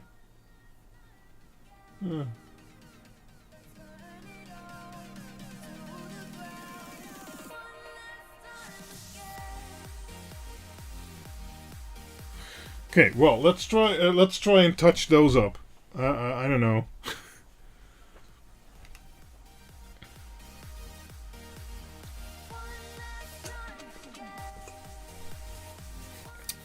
Let's try that quickly, and then we can focus on the chip. I need to keep my screws in order.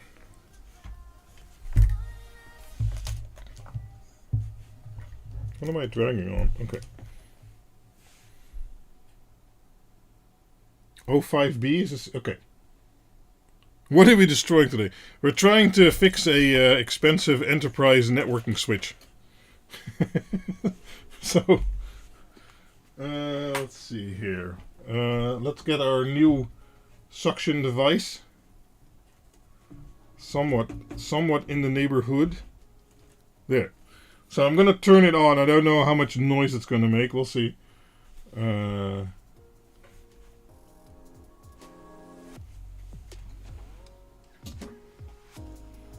Probably a lot of noise.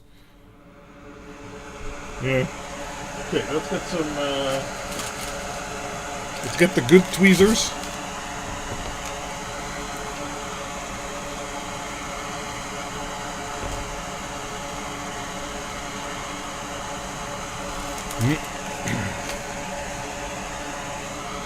Yeah, welcome, Dr. Z's.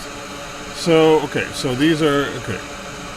So are we just going to reflow them and see if we can make... They are stuck on there, that's good. I think we're just going to reflow them a bit and see if we can improve what we currently see.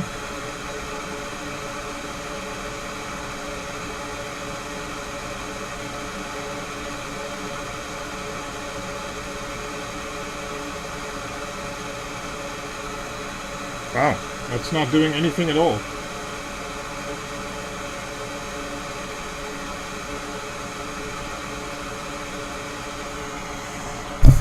Let me, oh, sorry, let me get some fresh solder in there.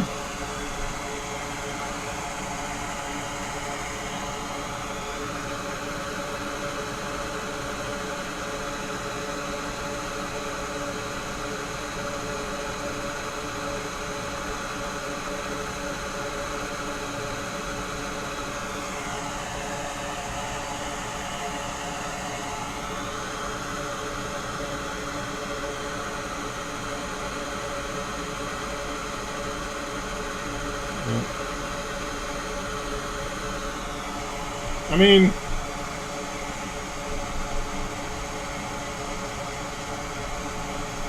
yeah, we can do some cleanup in a bit. I have some cleaning stuff. At least those joints, they're a bit, they have a bit too much solder, okay, but miles better than what it was.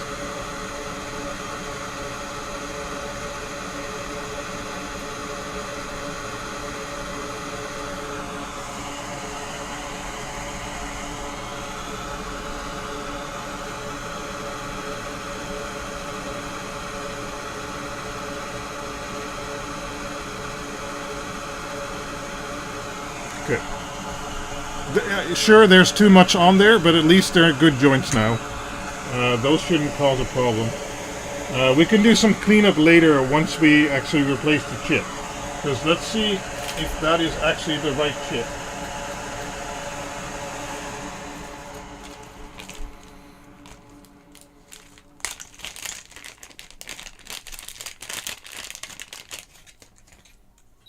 It's currently set to 380. Yeah, it's not pretty, but at least it'll work. That's fine, and that's good enough for right now. And we'll clean up a bit later. So we have this IC. Is that the same one as we need?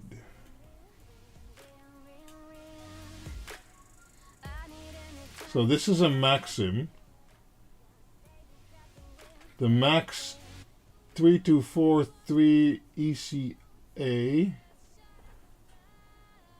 3243 EC. Okay. That sounds compatible enough. No. Let me angle the light a little bit different. There. Okay. Let's see if we can figure out what pin 1 is. Yeah, that's Celsius. Yeah. And that's for my soldering iron, but it's likely enough for the gun also. So we have our indicator here, and we have the same indicator here. Hey there, Pepsi. Let's see if we have the same pin spacing.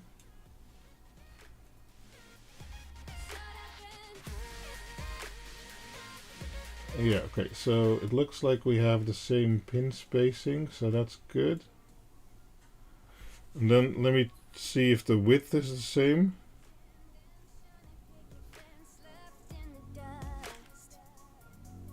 Yeah, that'll fit.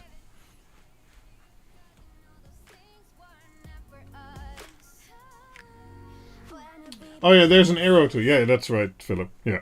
Okay, so this will fit. So we have a chip that should be compatible. So that's good. So let's prepare the board because I don't want to melt whatever is inside this socket or stuff like that around here. So let's use some Kapton tape to basically barricade off everything except the area of the chip, so that we can then remove the chip and put the new one in its place. Now, I'm not an expert at this either. I don't do this daily, whatever. You have these repair technicians on YouTube, which I also watch, who are much better at this than I will be. But I said I'd give it a go, so we're giving it a go. At least my solder joints are already better than whatever that was. But it wasn't very hard, was it?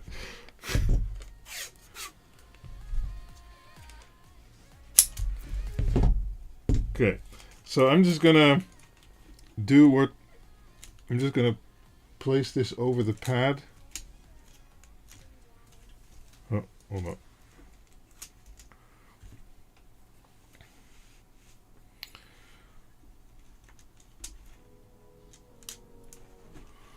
No, don't stick there. Okay.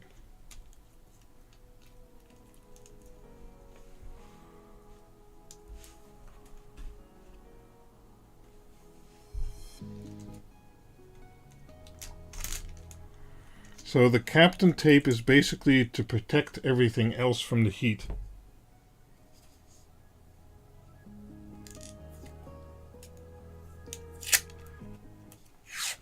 Exactly, Montef. I'm not like I don't possess that same magic. I'm okay. I do okay, but yeah. So let's try and protect this thing.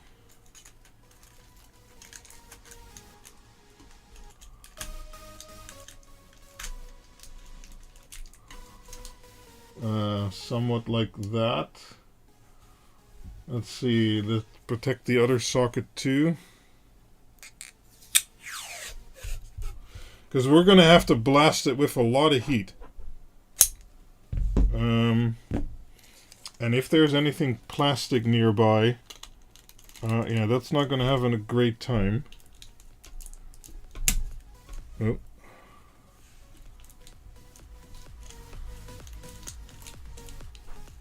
So if we can redirect that slightly with some tape here, that'd be good. But I still need to be able to reach the chip, of course. So let's move this back a little bit.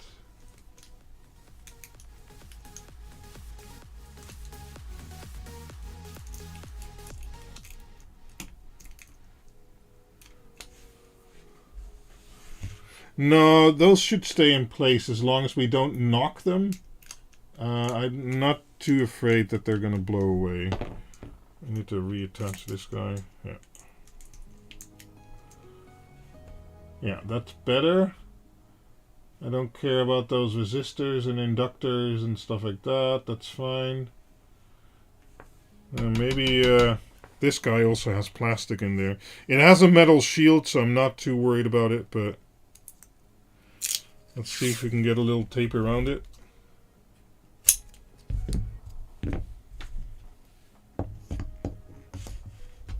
Yeah, probably Mac fixers and all, but I don't have any heat shielding right now. And generally, if I can get the heat in the board quickly enough, the Captain will help enough to basically divert it away.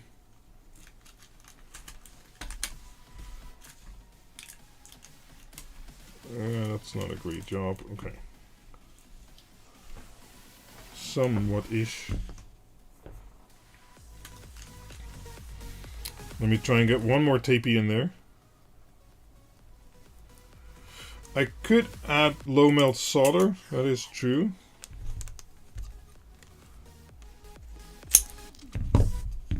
That's actually not a bad suggestion.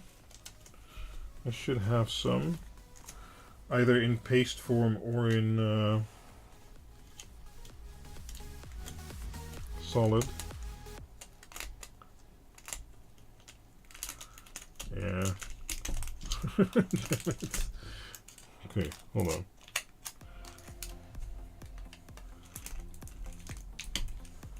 Nope.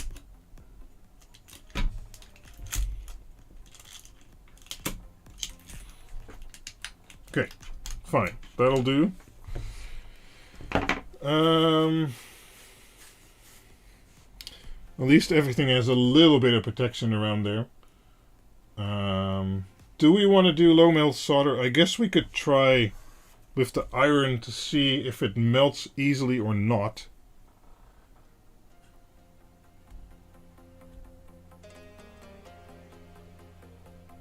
Yeah, that's already the fixed version, Tesla. So let me see if we can get this to melt.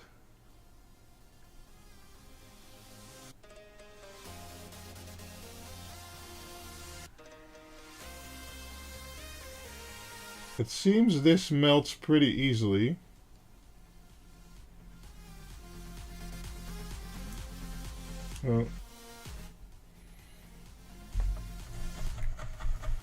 Yeah, we're going to use hot air, but I just want to see if this solder is like factory solder that's never going to melt again in its life. Or not. I think, okay, we're melting the Captain.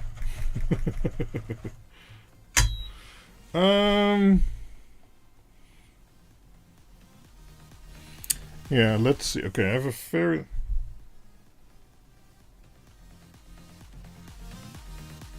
Yeah, no, I'm not going to replace it immediately. We're going to take a little pause after that. But that's okay.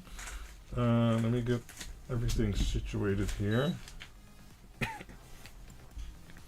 So let's. Oh, where's my?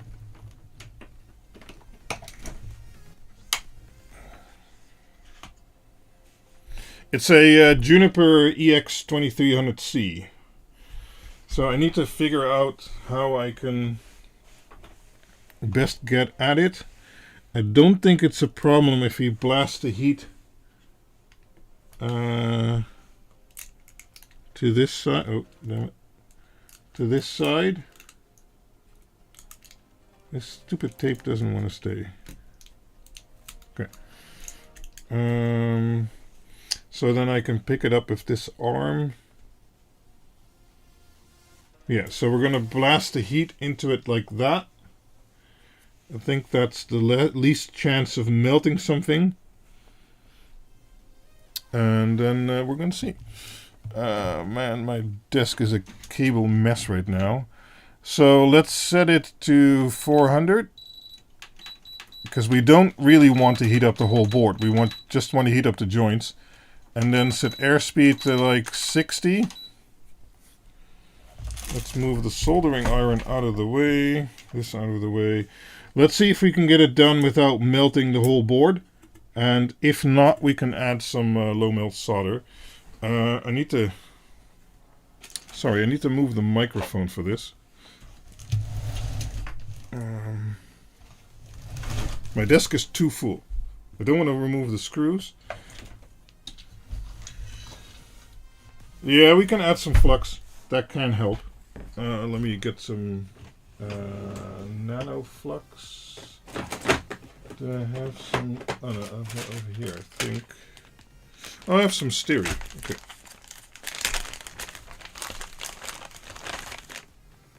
Is this the V5? Yeah, we have some stereo V5. Whoa. It's like the hodgepodge of flux. So let me get that out.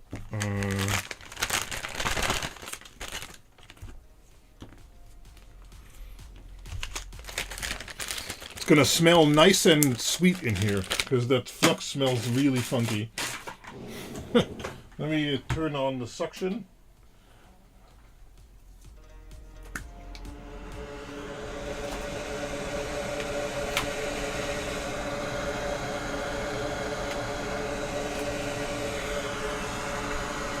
I had to rearrange my desk, so now I have a hard time reading the chat, but I'll do my best.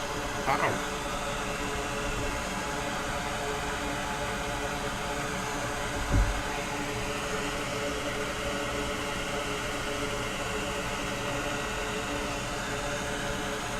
Yeah, no worries. We can clean that up later.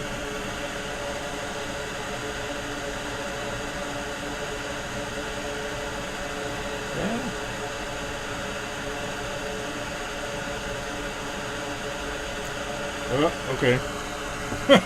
Well, there's flux now. It'll be everywhere in a minute. Okay. Let's see. I can reach this. It's stable enough. Let's go.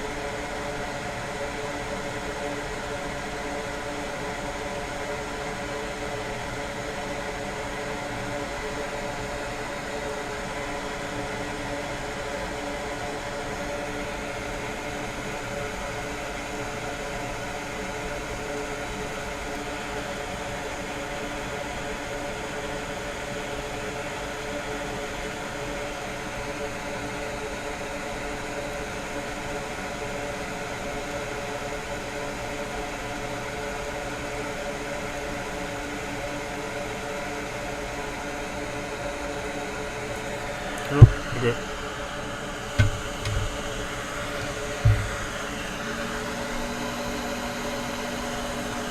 Well, we got it off.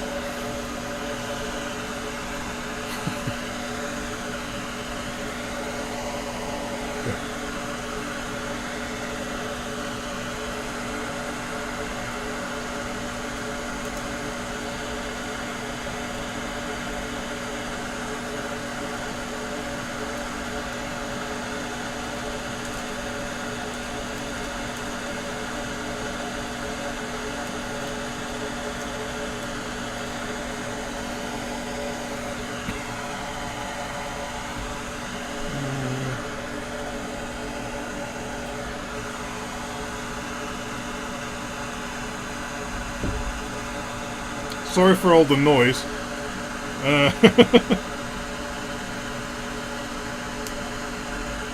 Let's get some wick and try and get that solar off the board, because what I'm going to be using is going to be a little bit lower temp.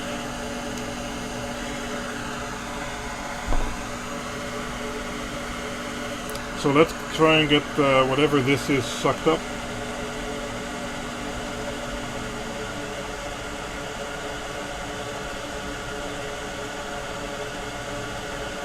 Oh, great.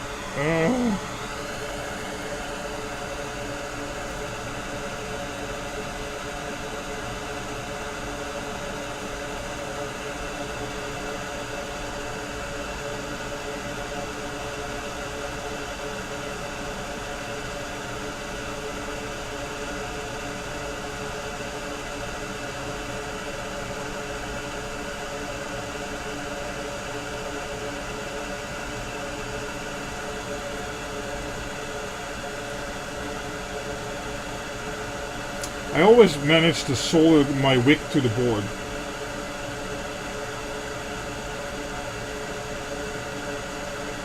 Come on. Stuck over here too.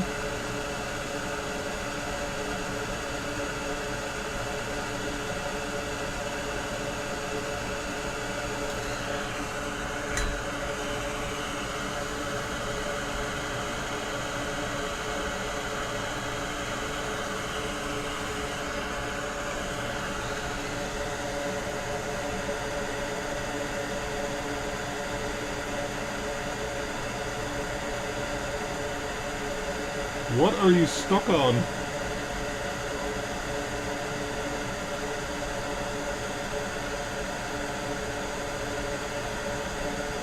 Come on, okay.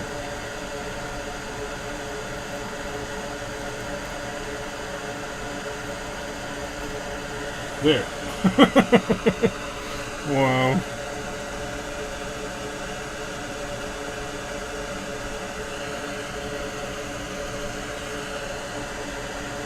Yeah, I'm not great at wicking.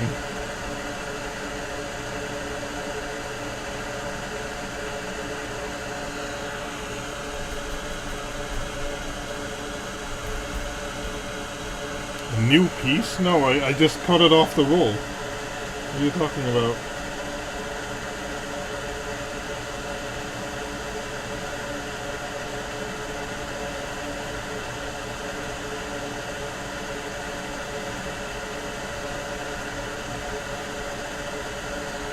Okay. Well, I can use some other wick. Let's try this wick.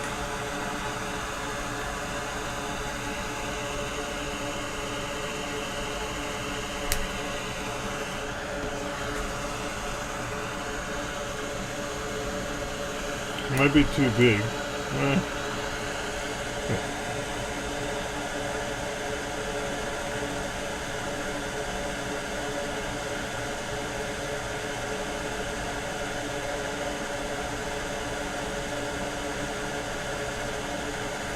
Sure.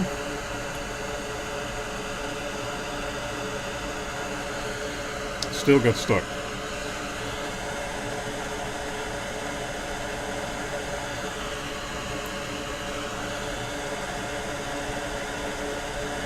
I mean, we don't want wick there creating shorts.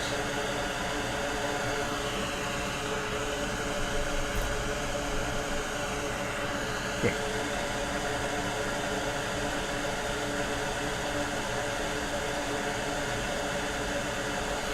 Right, so let's tin the pads a bit with some leaded solder.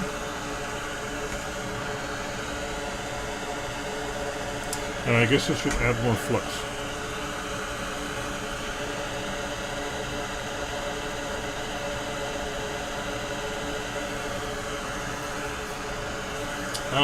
Do we want to clean up first? No, we want to clean up later. Yeah.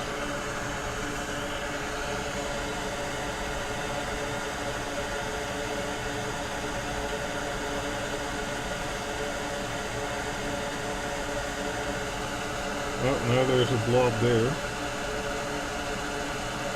Let's move the blob over there. I can remove it in a bit.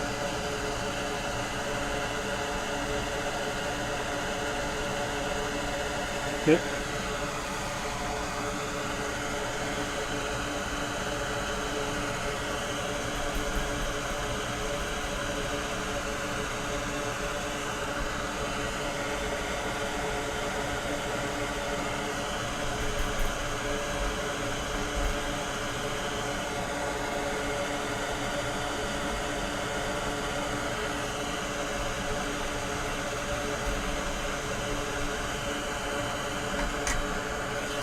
So I'm trying to read, but my screen is kind of obscured.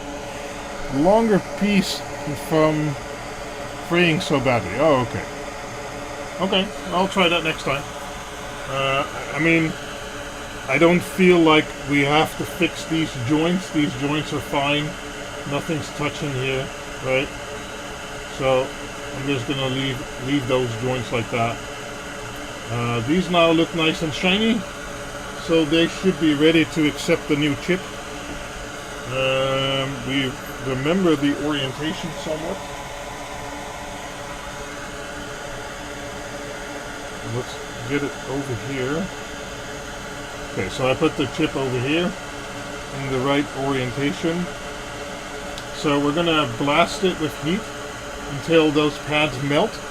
Then I'm gonna take the heat away to position the chip. And then I'm going to put the heat back on again, because I can't really do both at the same time in my current position here. Yeah. And I don't want to blast the chip with full heat. So we're going to put it to the side right now.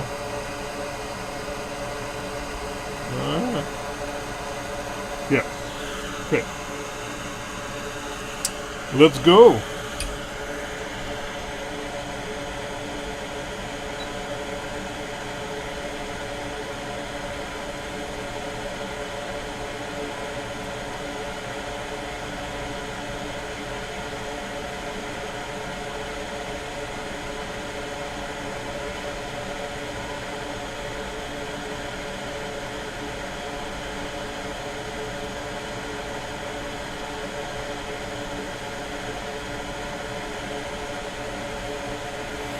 Okay, that should be preheated enough. Come on.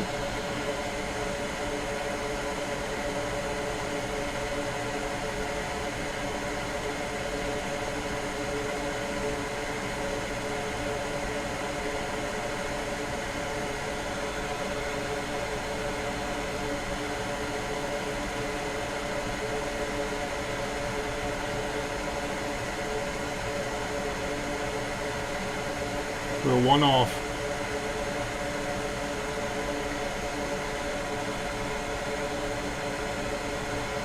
Come on.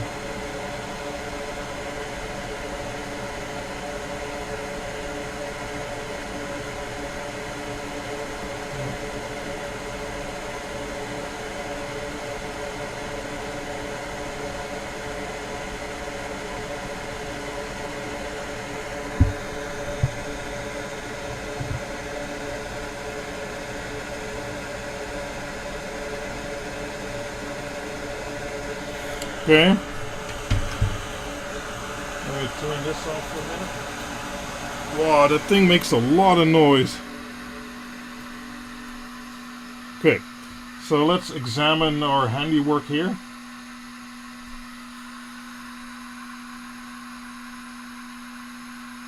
It's slightly, ever so slightly askew, but that's making perfect contact. I don't mind that. Sure.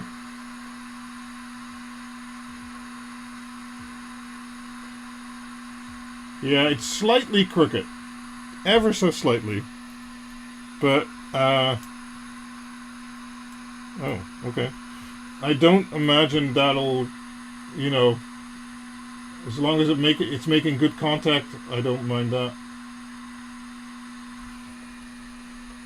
Yeah, slightly crooked, but okay. Let's see if we knocked off any other components. OCD says start over. Well, then you can do it, Philip.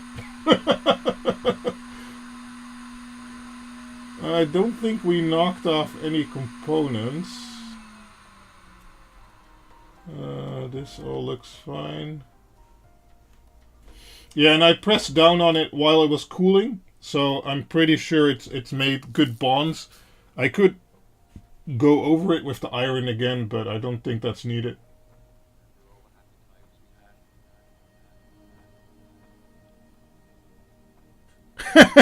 Hey, Ruby. Nice.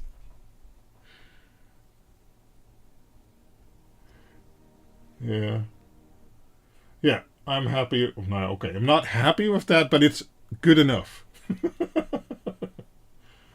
Yeah, we'll leave those as is. Okay, let's get the tape off and then do some cleanup work.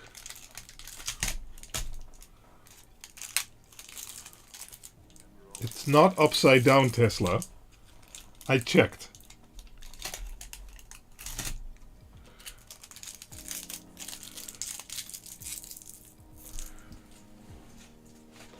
Okay.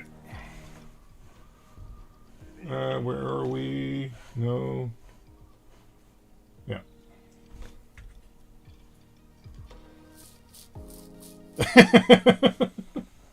Yeah, that's true.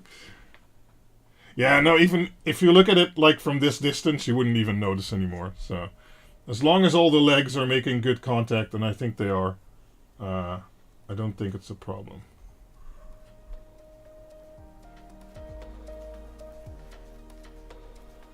I just wanted to check this one. And over here. Yeah, no, that's fine.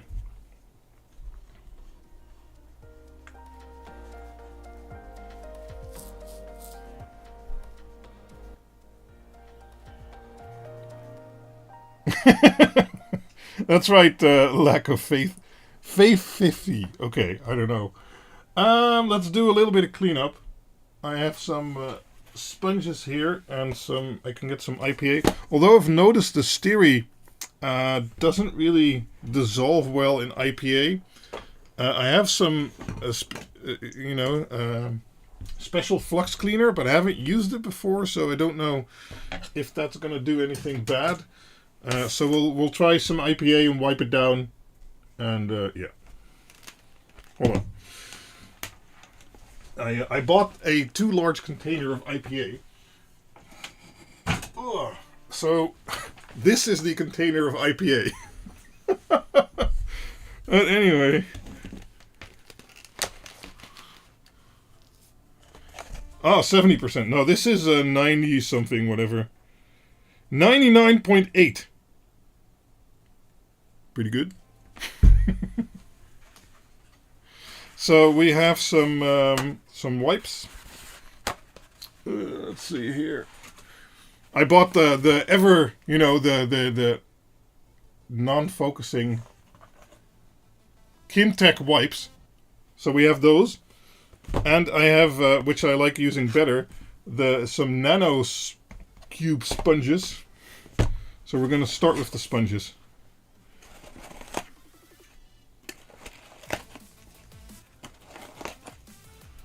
Okay, let's douse those in IPA.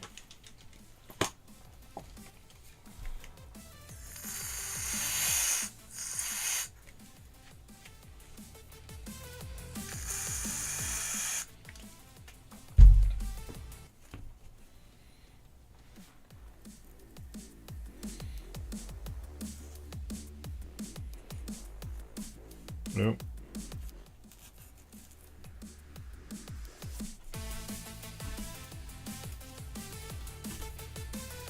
Okay.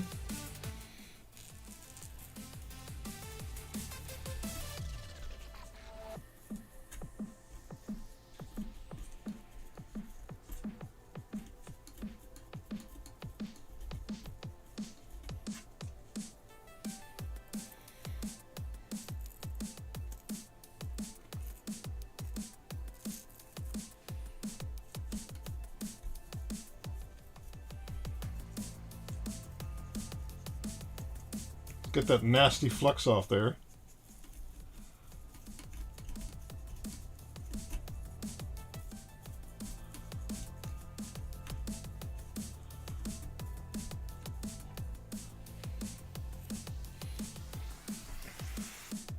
Yeah, it's a bit better.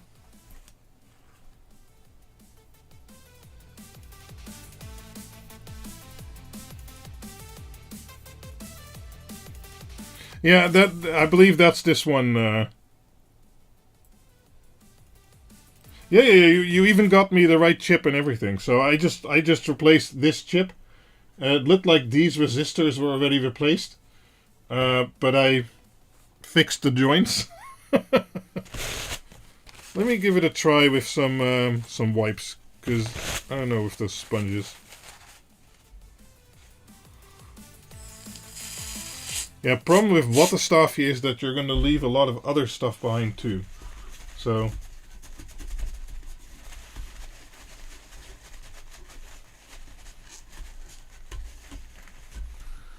I just want to get the most of the junk out of there.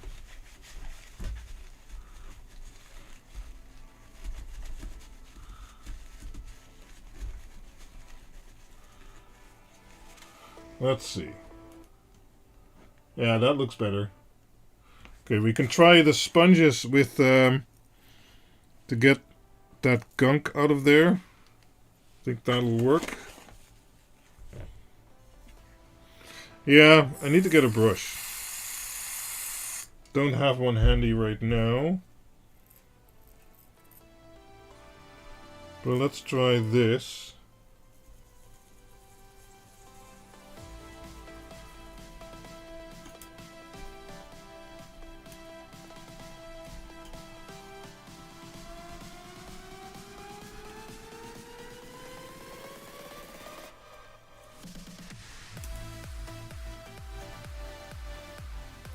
Almost.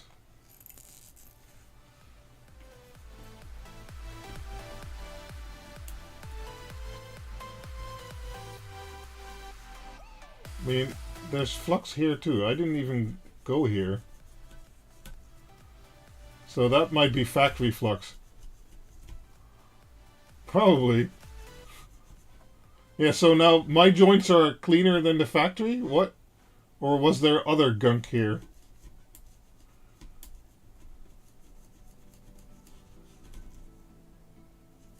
I don't even know.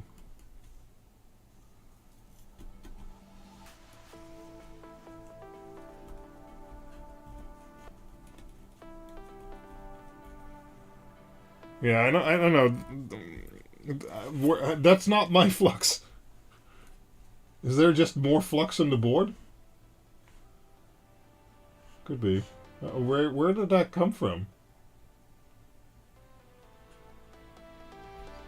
Oh, it might be a previous attempt. Ah, okay. Okay, let's try and clean that up then. I'll use more of the wipes.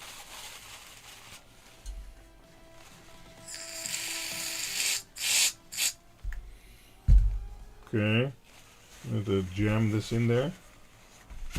There.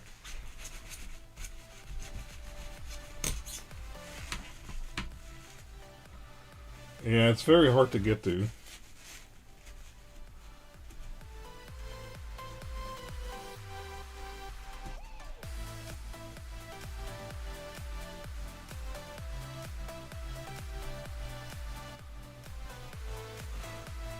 Oh, it could be Captain. No, I didn't stick the Captain tape down there. That was stuck to the cages.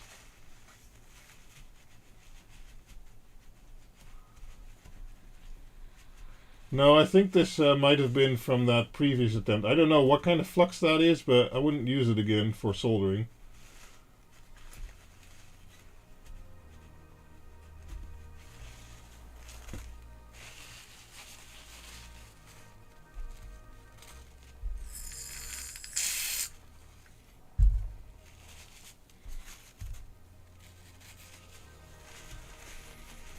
Yeah, I have too much tissue now. Problem is, it just doesn't want to go in between those resistors there, right? I can try manually. Yeah.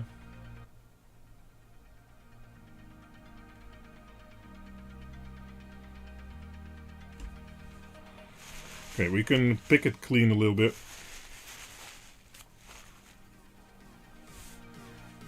Yeah, I'm not sure I got the UV version.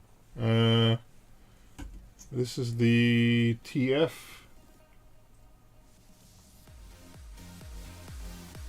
Yeah, I'm not sure. But I don't have a UV lamp handy, so... Oh, man, that's sticky. Yeah. What the hell is that?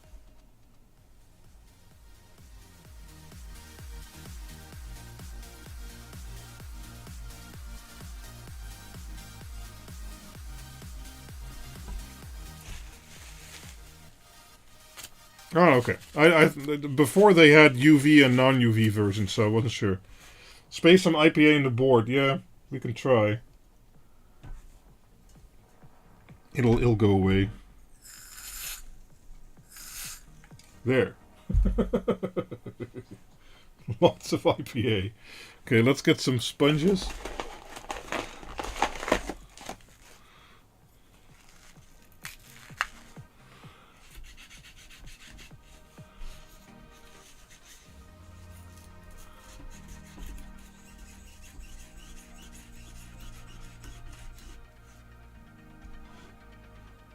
Yeah, okay. It's a little bit better.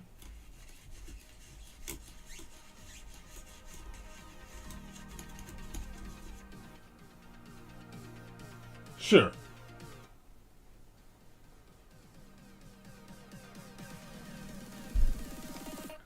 Yeah, those two resistors you see there with the more solder than you would expect.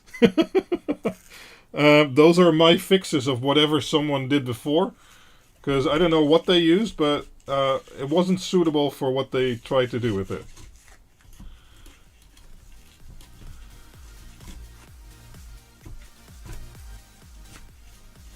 And they also didn't have the right size resistor. Because if you look closely at those resistors,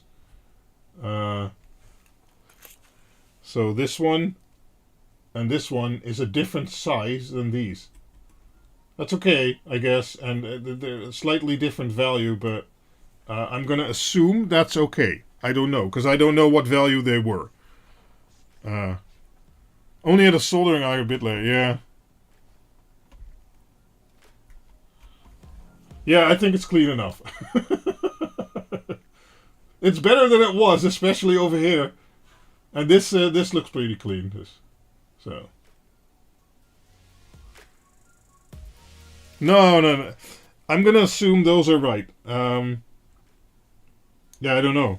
I mean, why would he put different values in there than there should be, right? No, you never know with people.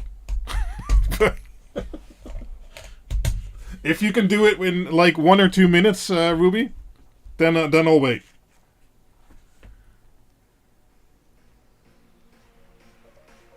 Yeah, these are too sharp, actually. These are too sharp to clean with. Now, I use these for my components, and then they're great, because they're nice and sharp. But yeah, 5 minutes. Many screws, yes. We noticed that. Especially also stripped off screws. I will low-key start reassembling, and then we can see. But I believe someone checked the values, and they're either very close or the same, so... Wait, is this one blown?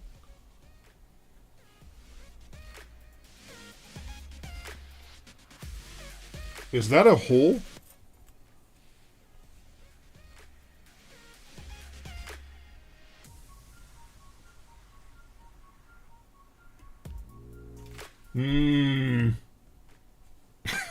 I don't know about that.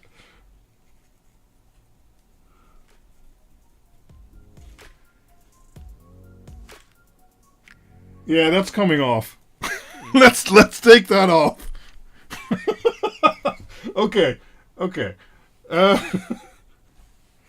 That's not good. Okay, we did all this cleaning just now.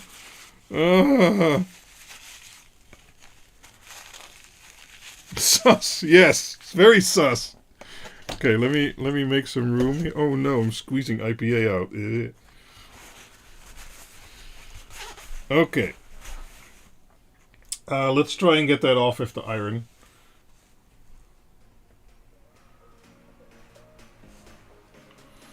Because I'd rather not go in with hot air, but might need to.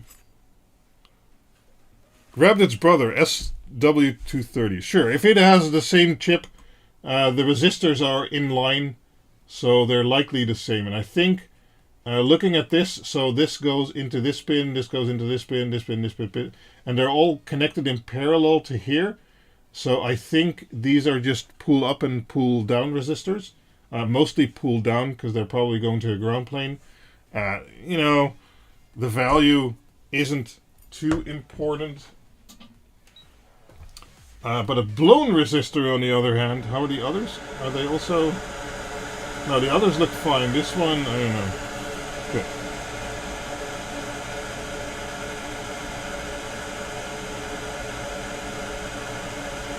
Now I'm hoping, because it has very small traces,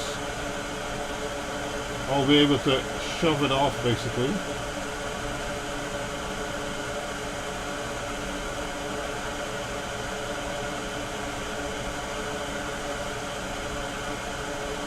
No, that doesn't look right. I don't like that. Okay, we'll blob it off. Let's get some more solder.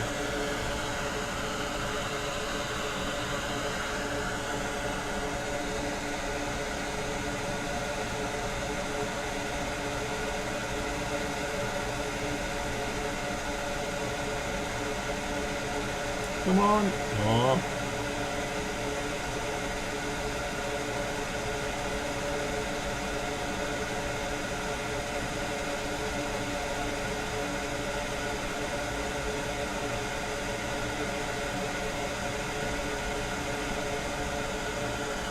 There.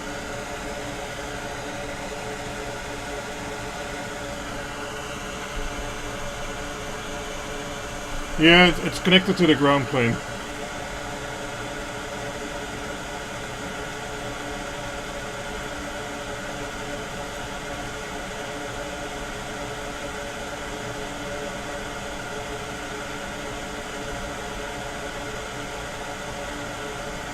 Okay, so a longer piece of braid, huh? Okay, we'll do a longer piece.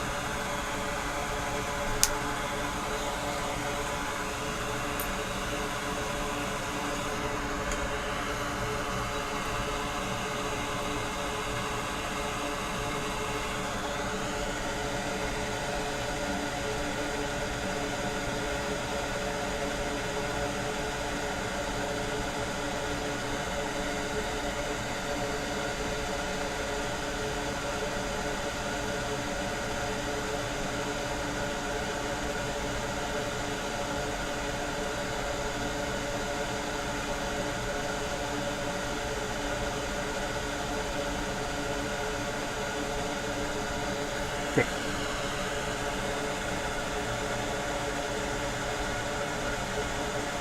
Sure. You stick over there, that's fine.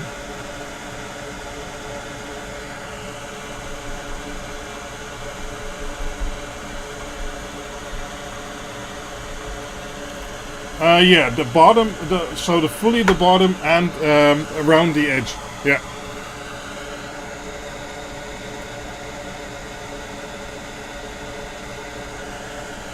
Okay, that one's out. Out.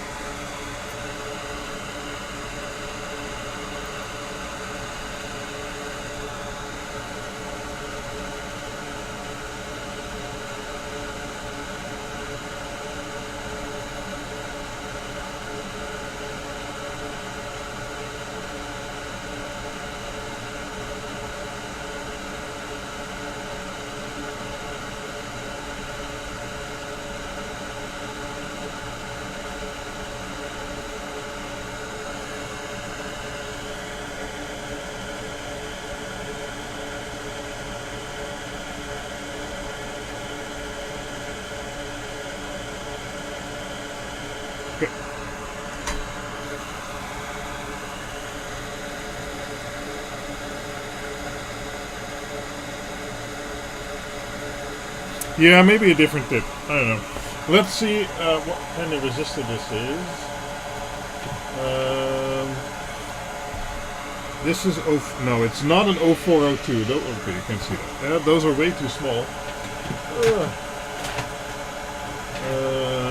Let's see. That's also 0402. Hold on. Whoa.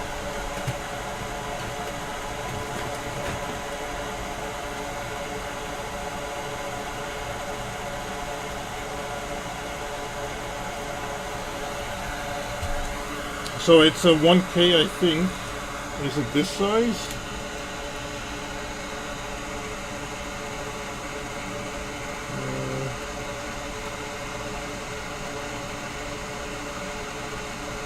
No, that looks too small.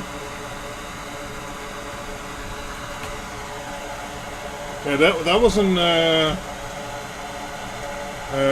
0603. 805s. Okay, we have some 0805s.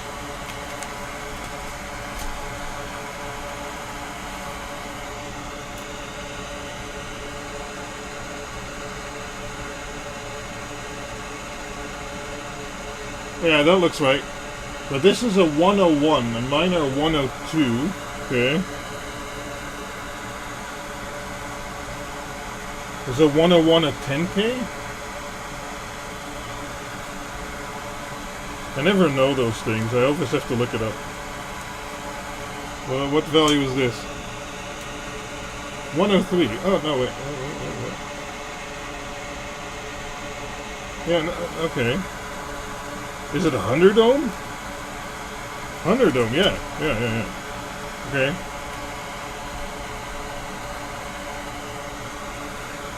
Ruin removes?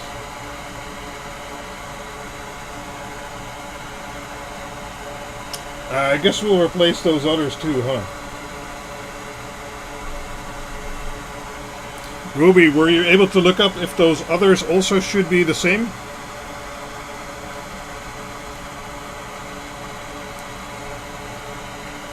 So they should all be 101s?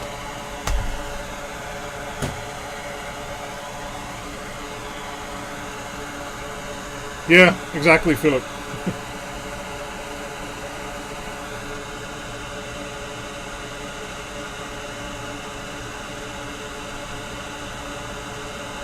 Ah, okay, yeah, okay. Well, we can,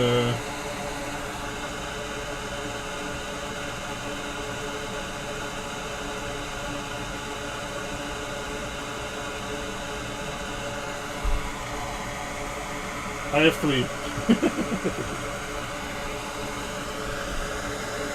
Yeah, exactly, Patrick. That's what I'm thinking too. Okay, so let's remove those other 2.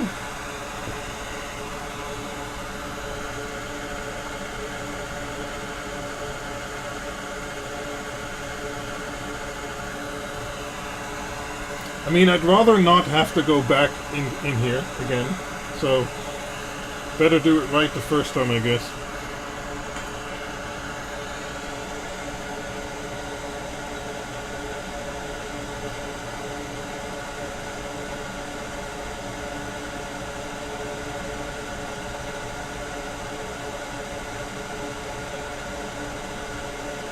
Ah!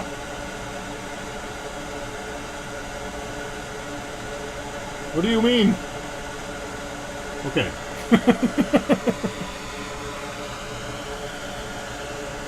0201! Oh, I'm not envying you.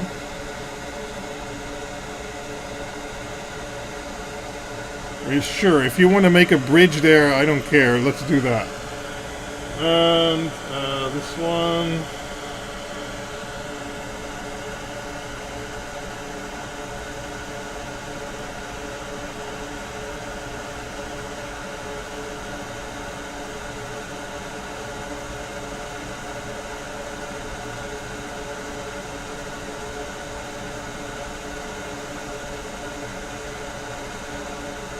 There.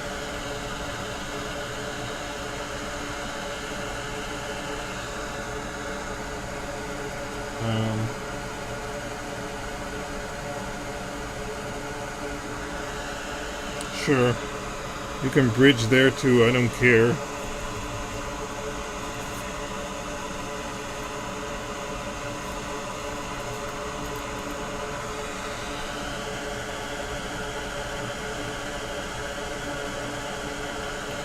Okay, let's hold on.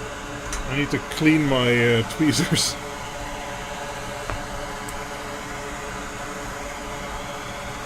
I don't know. I think we'll keep it as a specialty service there.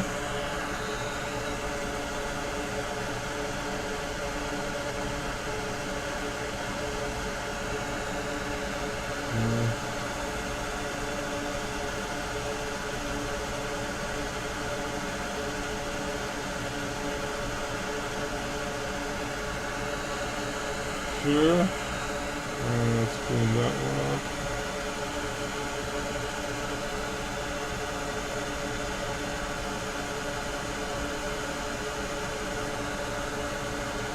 Oh, wait. No, that's correct. Okay, I thought maybe we lost another one, but...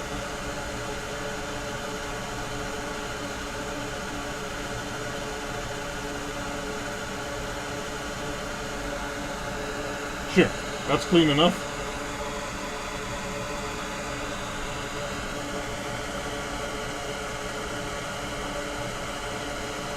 Let's wait for Ruby. He was almost there, I think.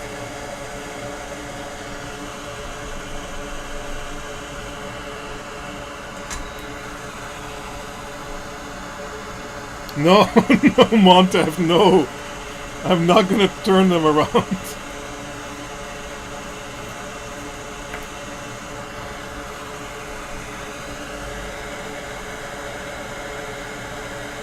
Okay. Just take your time. Don't force it.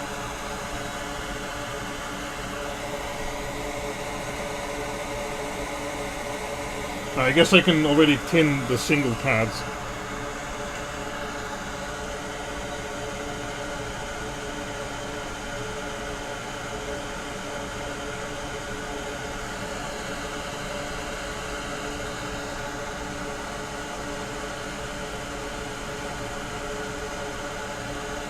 Let's clean up this one a bit.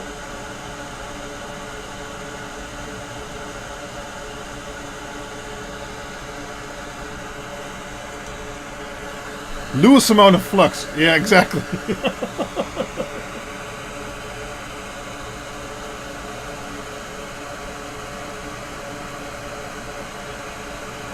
Yeah.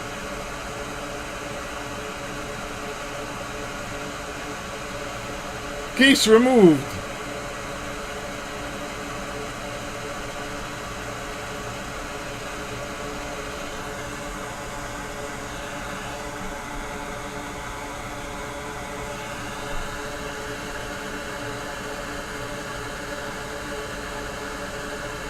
I have no clue why they use 0805 resistors here.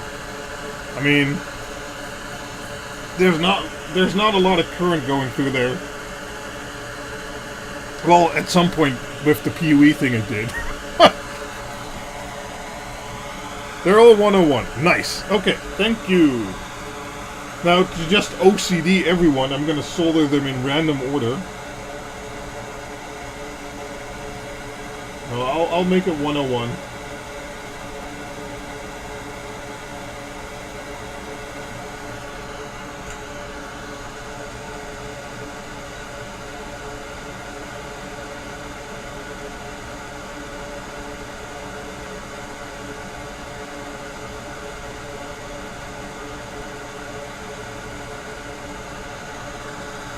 Okay.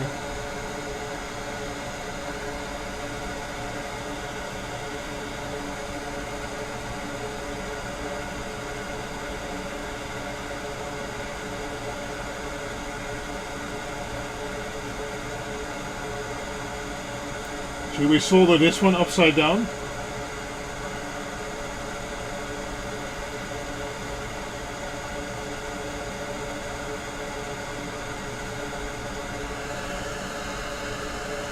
Face down as well, exactly. It's upside down and everything.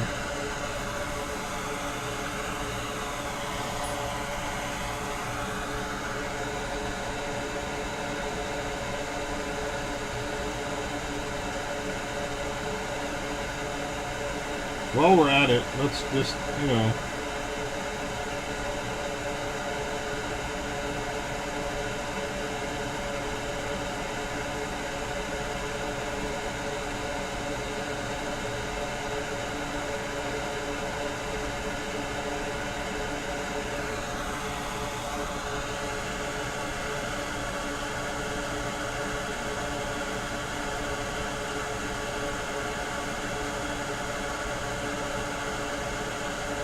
There. They're polarized nowadays. I don't think so. Okay. Okay. Well, that should do it for this soldering. Now we have to clean up again. Especially because more of that, whatever plumber's flux this is, came free.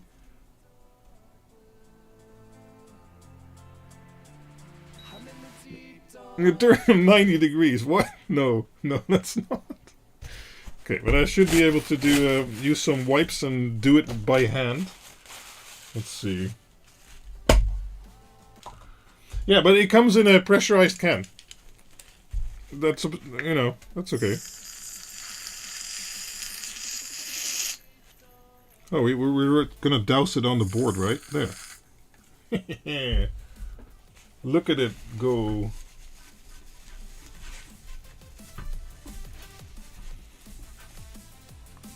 Where are we? Oh, look. Oh, wait. So shiny. What? Where is this?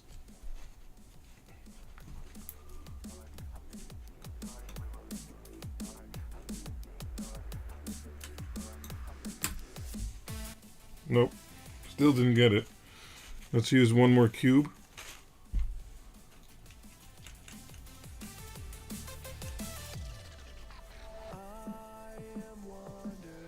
Yeah, I need a brush. I think everyone's right about that. That's fine. Yeah, there's still more gunk over here. But to get that off, I think I have to actually dig in there and...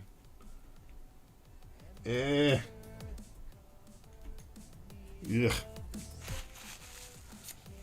Almost, Johnny, almost. Yeah, this is from Ele Shop. It's from Thermopasty. Thermopasty?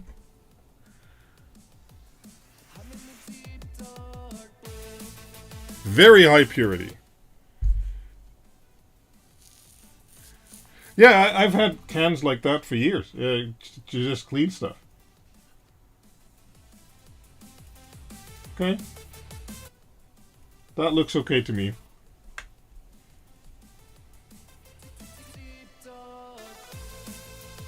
Yeah, Ele Shop is nice. I buy lots of stuff at Ele Shop. It's good. Okay, let's get the solder sucker out of the way. Yeah, I don't have an ultrasonic here because I don't have the space for it. But I'm in the new house. I'm hoping to get one.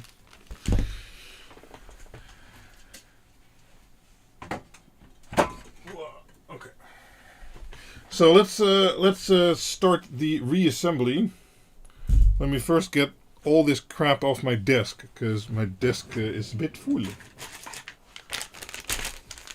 Oh, nice. Oh, that's nice, Ruby.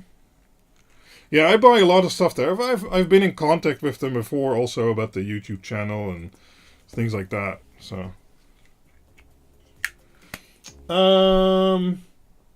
that's a problem because we need the power supply for that. Well, we also took the power supply out, I guess. And I don't have a... I know it's bad, but I don't have an RS232 RJ45 cable handy. I used to have those things in my bag, but that's like from a different era.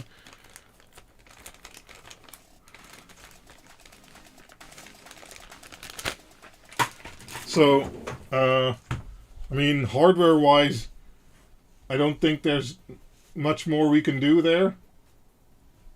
I've replaced the chip, we replaced the resistors. Yeah. Wait, we can measure the resistors. just to be sure, we can measure the resistors that all of the resistors are giving us the same value. Now, it's in circuit, so it's not going to be the right value, but it's going to be a value. So, okay.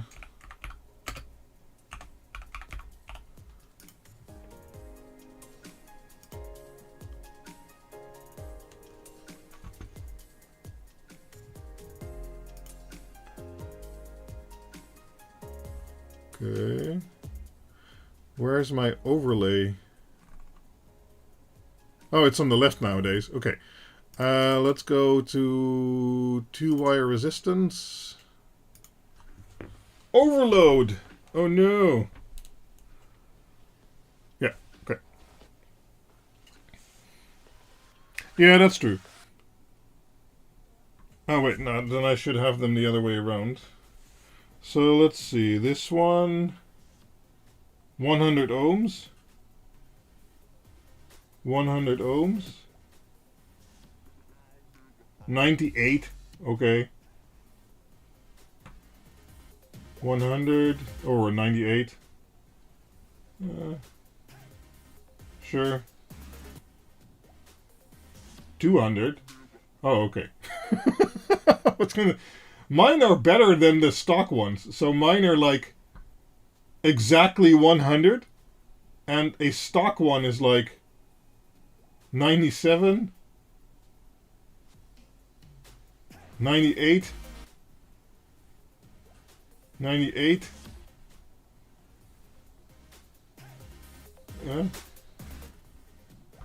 Okay, at least we know that all of the resistors are working. There's no blown resistor.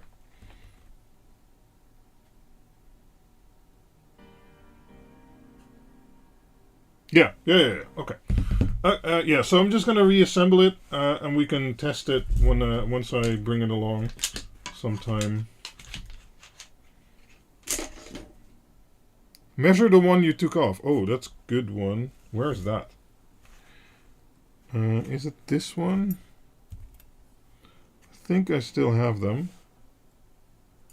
Oh no, now I don't. There's another one here.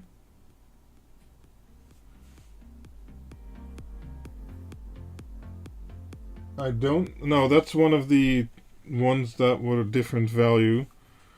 Here's one. Didn't really keep track of them. Oh, this is a bigger one, so that's good. Oh. Oh, damn it. Is this the blown one?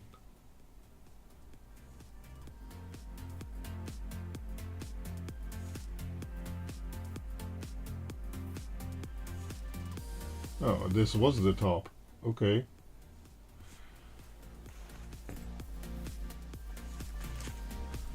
So let's try this one. I think this is the bigger one, so that would have been the blown one. Yeah.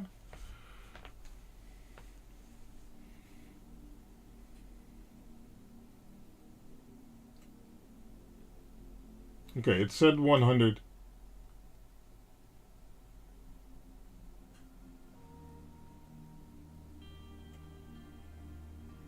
Yeah, okay. Okay, we can try the smaller one. Oh.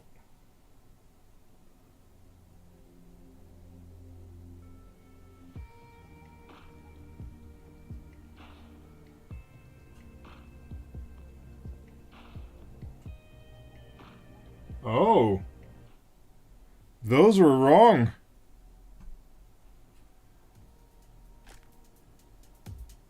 That's a 1.1K, not a 100 ohm one.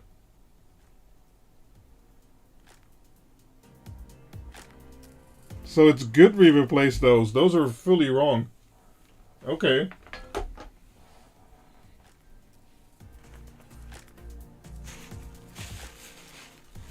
Yeah, I mean, a little bit different is okay. Like 113, whatever, that's fine, I think. I mean, I think they're pull downs, but 1K versus 100, that could make a difference.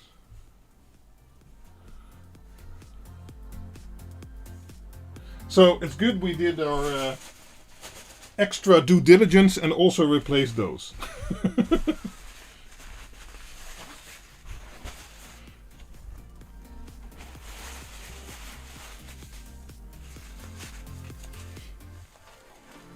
Reference design uses 5K. No, reference design uses 101. That's Ruby checked in a different switch. So, I mean, I'm not saying it couldn't have worked, but it's out of my comfort zone also. Yeah.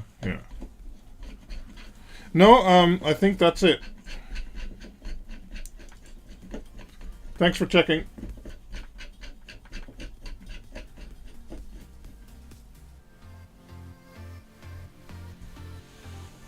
Oh, you're referencing the brother of the switch, yeah. Oh, the datasheet reference design. Oh, you mean for the Max IC?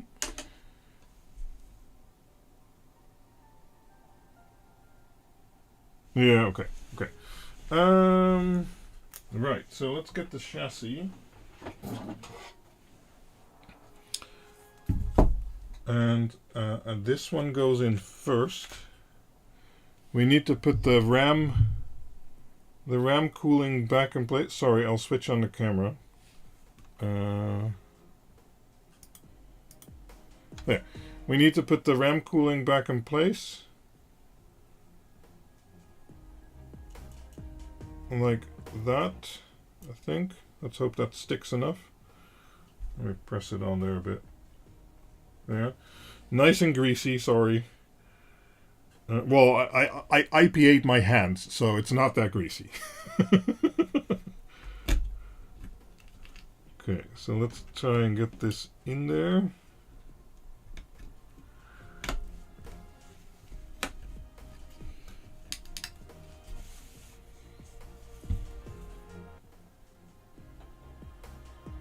Yeah, the chip that came out of there originally was from a different brand.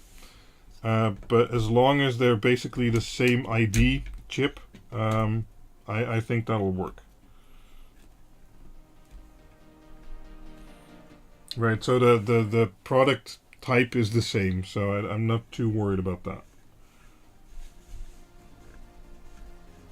Yeah, thermal pad sweat, that's fine. So let's see if this is inserted enough. Yeah, kinda. Oh, Ruby, you'll have to open this switch when you get it back, because all these screws were removed when I opened it. So, yeah, I can't do much there. So whoever reassembled it when he messed with it didn't put everything back. The part number on the new one? Sure. One moment.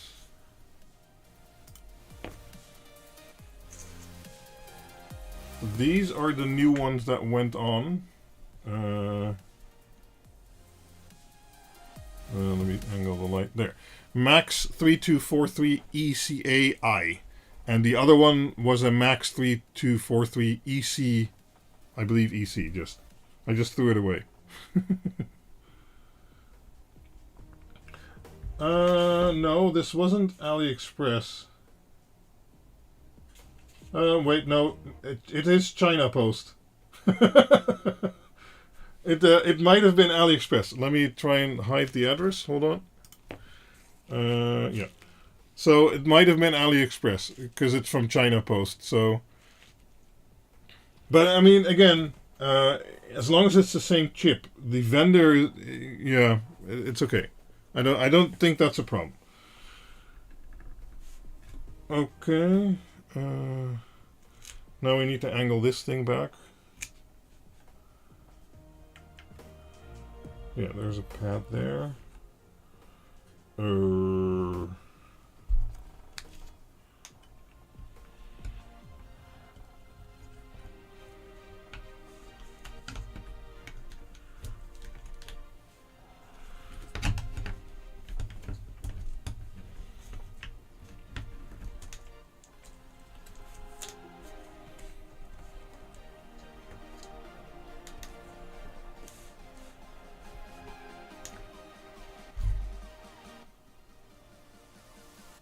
It doesn't have any screws either?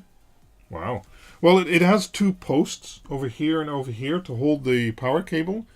I guess then that's the only thing that's holding it in. That's a bit weird design, but okay. I mean, why then have all the screw holes? It does indeed not look used, but okay. So let's first do earth.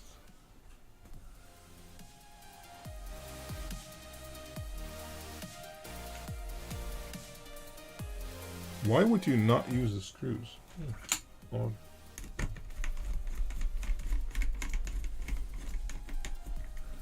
Maybe if you use the same board in multiple chassis, but why did that move the board? Okay, we'll screw it down later.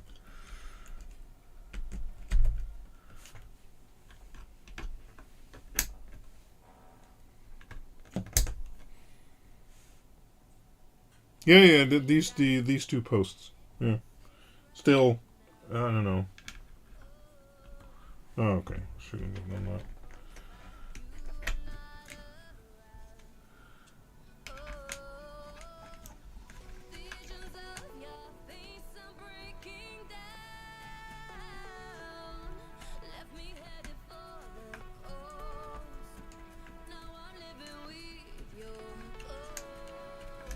Why are you not going in?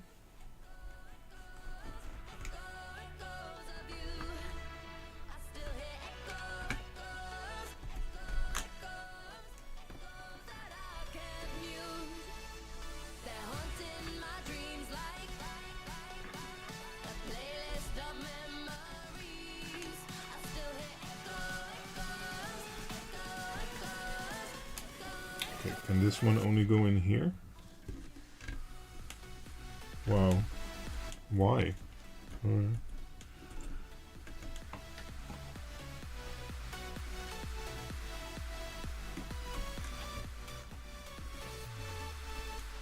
What? But I'm fairly certain these came out of here.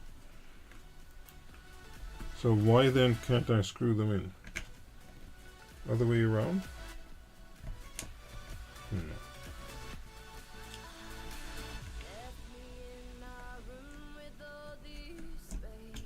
What?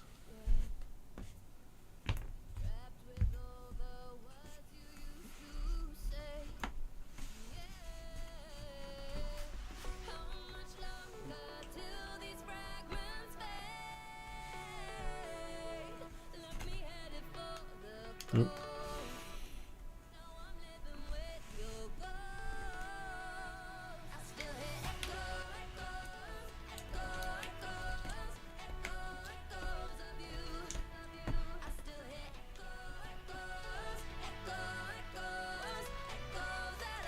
No.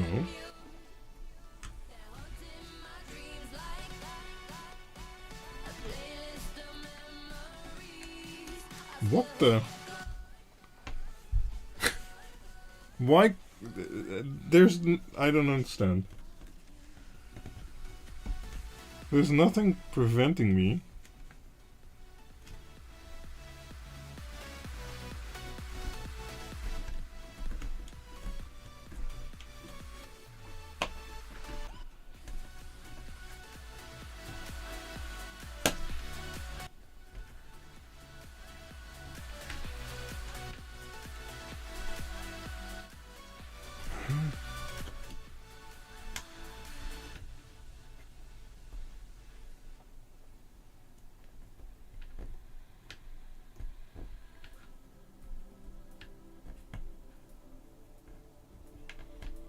Okay, maybe I've gone dumb in the last 5 minutes, but I'm unable to insert a screw.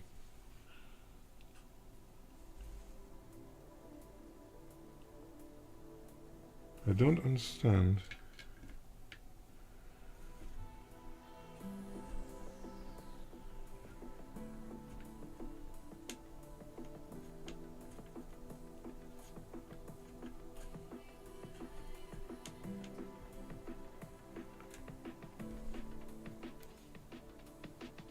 The wheels be also installed. That's true, Patrick, that's true.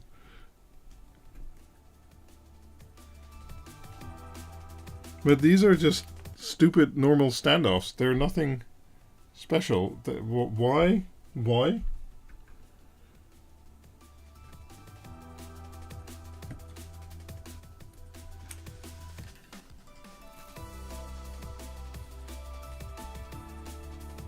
It just doesn't, it's not catching.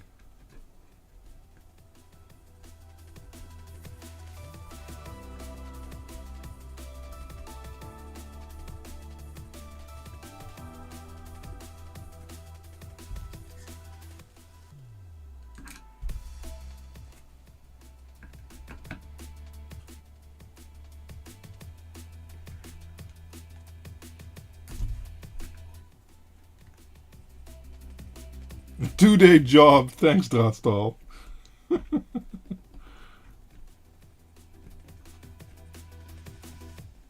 Old X-Life stuff, wow. Blast from the past there.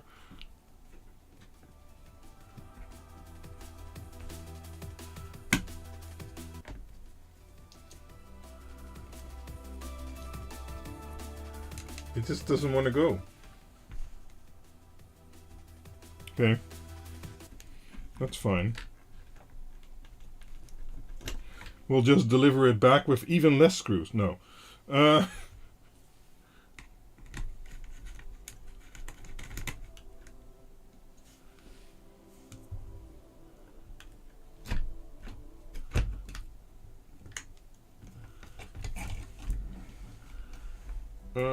didn't unplug the AC. Come on. Come on. There. What is the big idea?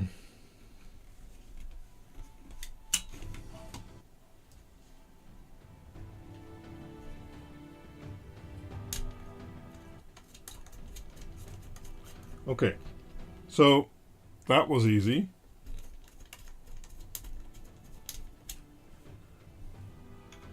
And this just pokes through there. What? What? Oh, okay, this one's a bit borked. No, okay, no, goes in. Okay. That makes no sense. Let's try that again. Is this still in place? No. Oh, okay, it's stuck to the bottom. That's fine.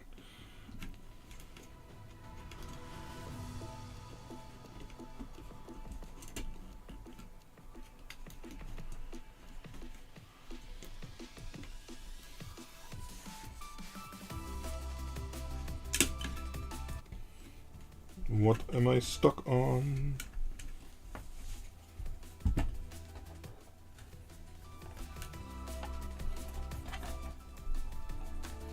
Okay. Let's try that again.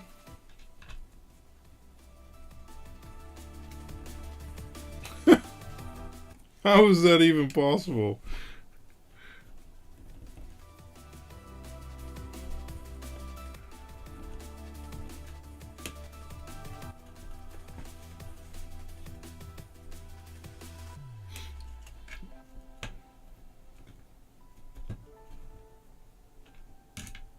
How is that even possible?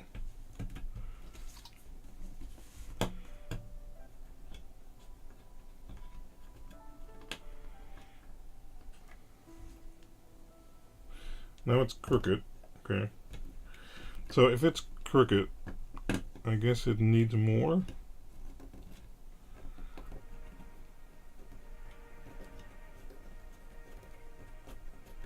I got it. I need to put some tension on it. I guess that helps with holding the board in, but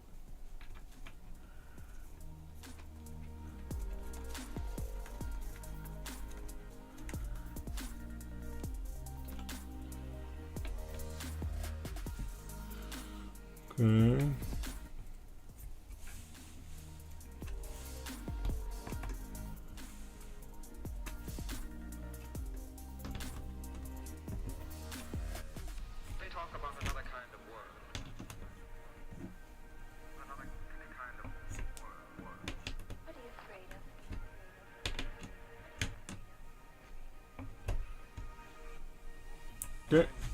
Well, another hurdle conquered.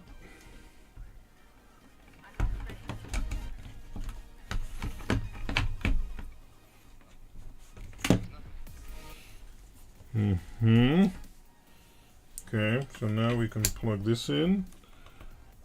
We can plug that in. We can plug this in. We can we can the earth lead.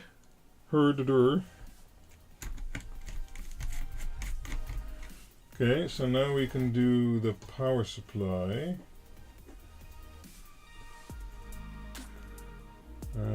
This one goes here, I think.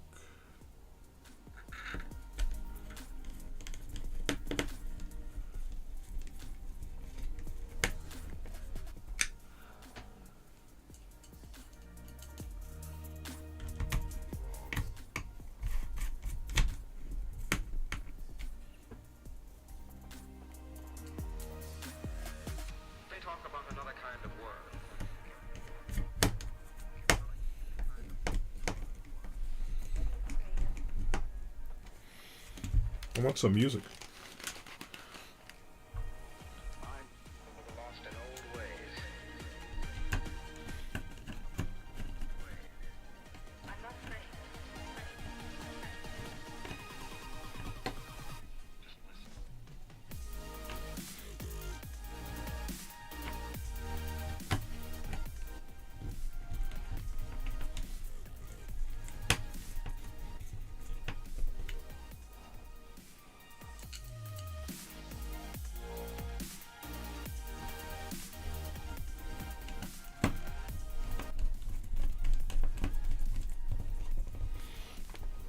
Why are you not? Oh god, okay.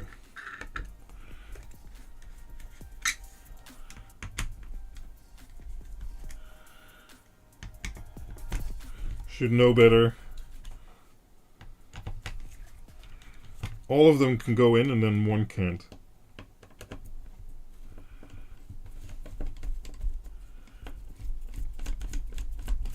There.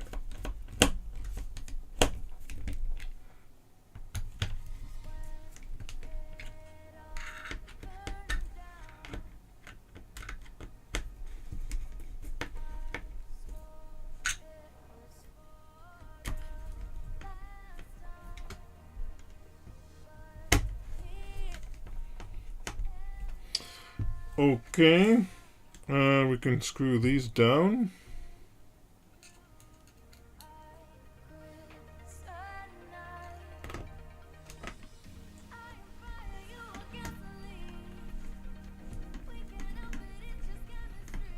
That's going in a bit weird. Oh, I don't like that.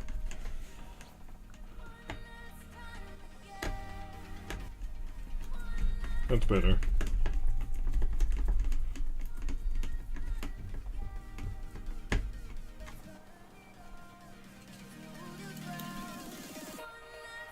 Eight different size screws. Oh my god.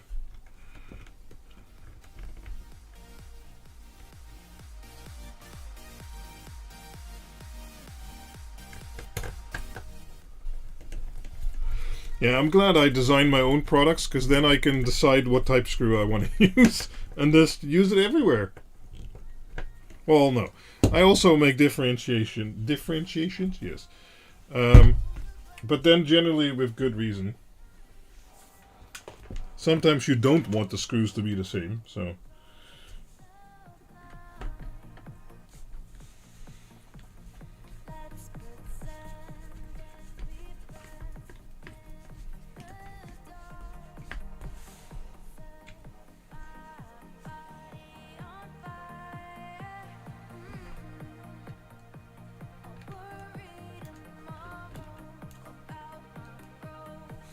Now, for this kind of stuff, I don't always use the electric, because I like feeling the tension, I guess, of the screw.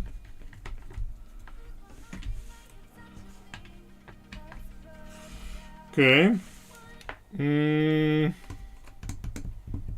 think the rest is external.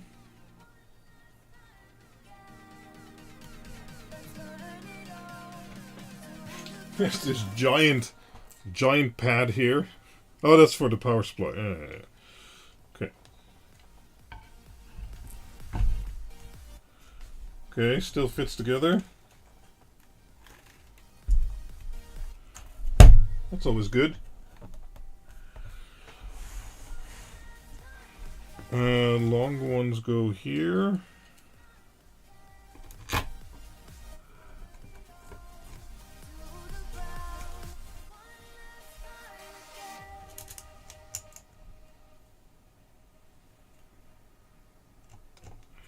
Do you see the screw posts on the lid? On the lid? No.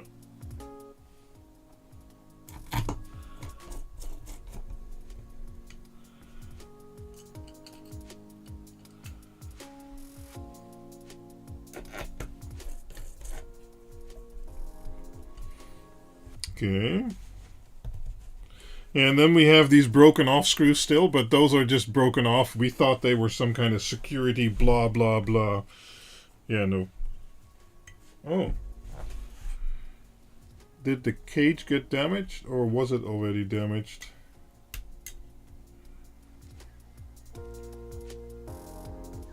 There's a lip. Little lip missing here. I don't think that's a problem because it should still latch. But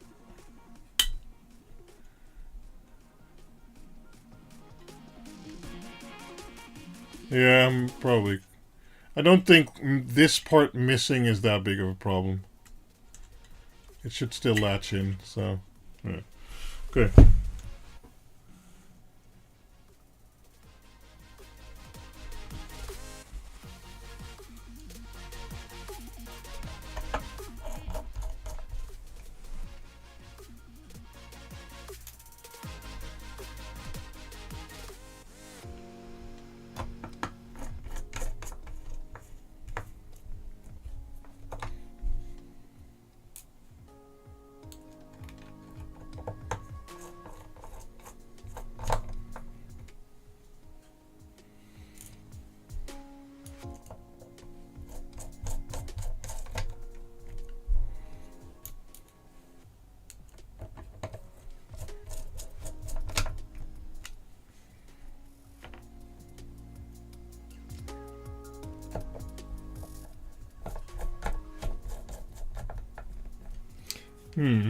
I'm wondering, are these screws from this? Yeah, they are. Did we forget some screws somewhere? Because I still have two here. Those are for these two, okay. But then I have these two slightly longer. I'm not 100% sure they're from this case, but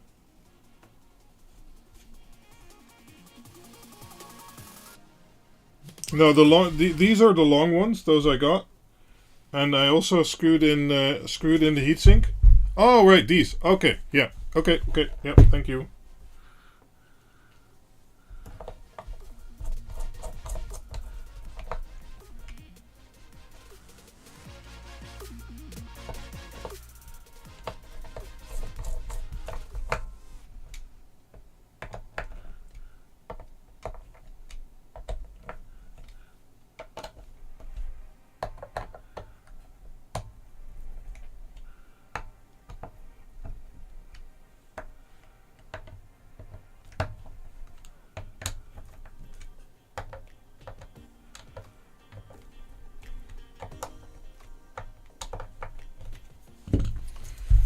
Okay.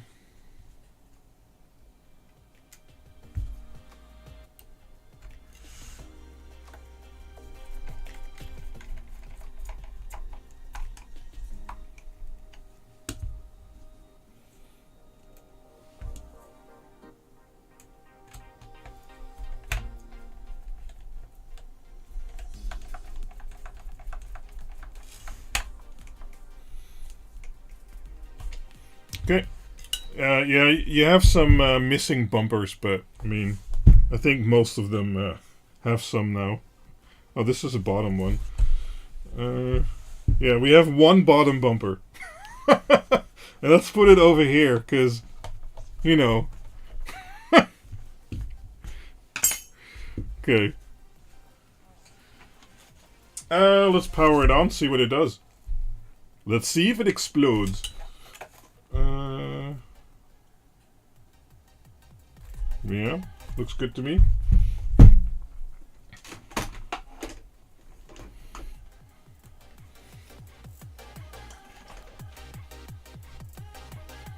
Yeah, exactly, Ruby.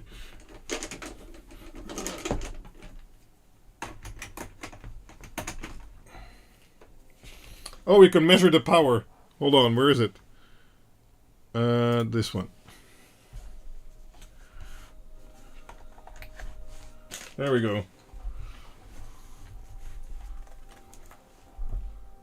It's blinking.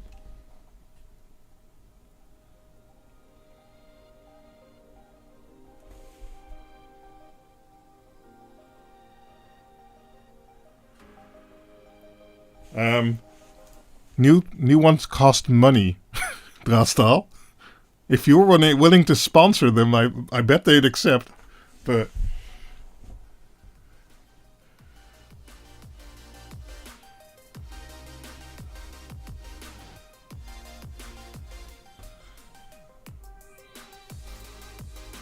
and I mean, it's a switch from 2011, but it has 2 times 10 gigabit SOP plus, and then 1, 2, 3, 4, 5, 6, 7, 8, 9, 10, 11, 12 times gigabit PoE plus. That's nothing to sneeze at. So yeah, passively cooled.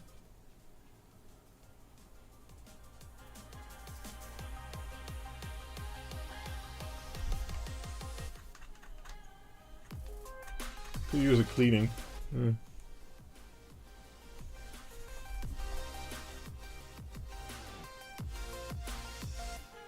Yeah, the passive is a big thing, because once Juniper, you have a non-passive switch, instantly it's like, I don't know what kind of fans they use, but they're nuts.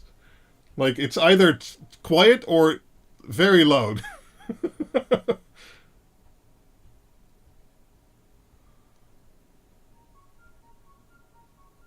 But it's fun seeing the mini USB again. That's been a while.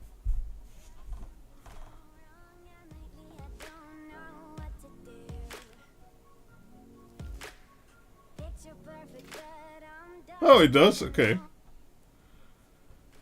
No, I might be able to scrounge up a mini USB, but that was never broken, so.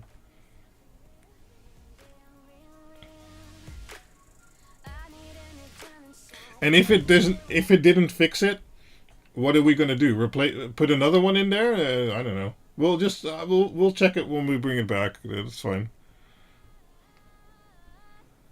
This booting, it's always been insane to me.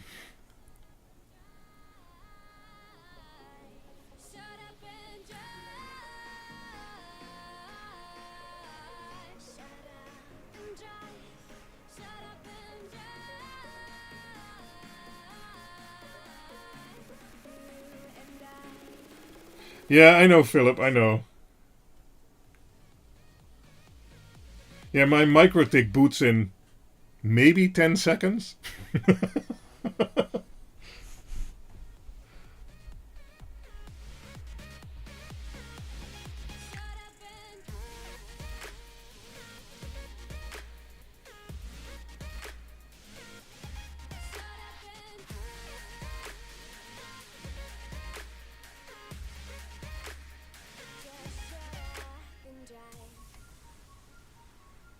Come on, little switch, you can do it.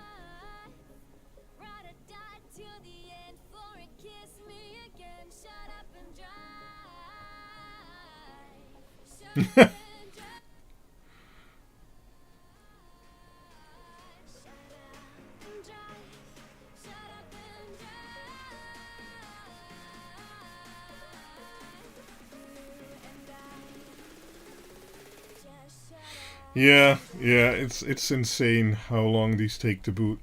We'll wait, we'll wait. Okay, where's my drink? Here's my drink. I think I earned a drink.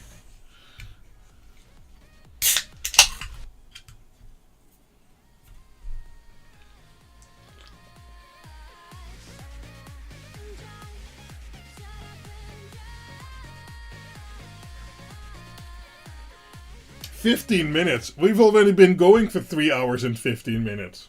That's okay. We can go another 15 minutes. And then I go clean my hands. No, we're drinking Sprite today, and we had a Coke Zero before. Sorry. Oh, we can do secrets while the Switch is booting. Yes.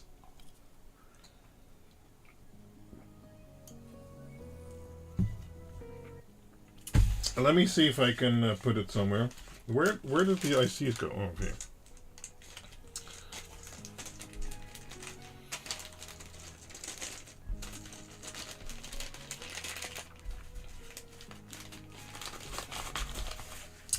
Okay. Let's remove my tools. Oh, we can put the SFP covers back if they fit. I think so. Yep. Oh, no problem. Okay.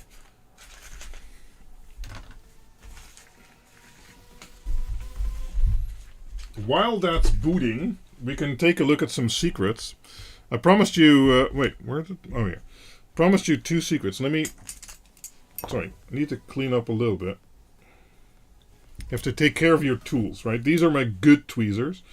I also have bad tweezers. Or older tweezers. Okay. One thing I wanted to show you, if my cable allows for it. No. Okay. Yeah. Is this guy.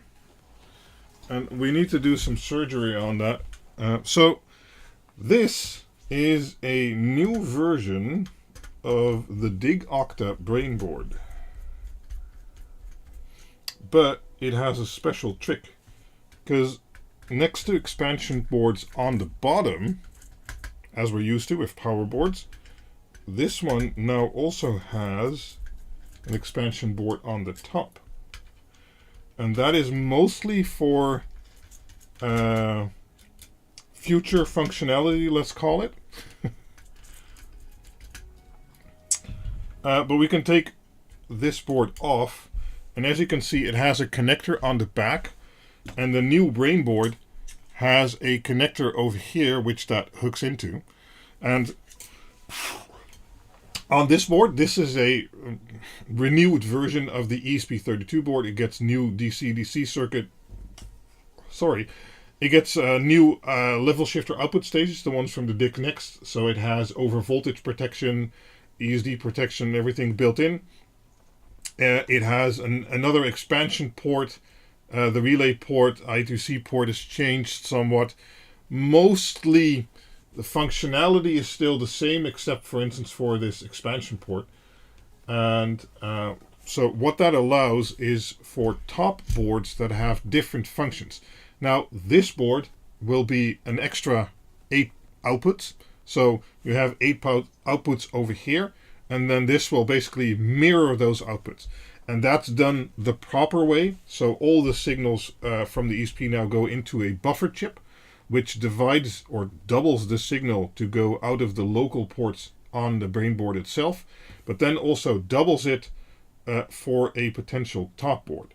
Now, this top board won't make sense in most configurations, because now we just have all the ports double, right? So we have the 8 ports down here, and then these 8 ports up here will do exactly the same. Now, in very narrow scenarios you might want that. If you want more ports that do exactly the same, because you can't control them differently from the ones at the bottom. But this top board can also do, could be a diff solo board or a diff advanced board, or have DMX functionality or whatever like that. It's compatible with Q power post, so as long as you have a brain board or a power board, that will feed power to the stack, so it'll automatically power your brain board and any top boards you connect, etc. And you can still stack on top of that with extra brain boards, etc., etc. Just whatever you need in that particular setup. So this configuration where you double up a local output may be less useful, but later we should maybe, who knows, also get diff solo and diff advanced compatible boards, so that you don't have to use those externally. You just screw it on the top, and then you get still the same output ports, but then you could go long distance with those, etc. And well, this is also to prepare for future functionality, because I've been working on a new brain board. So next to this ESP32 variant, we will also have a different variant brain board.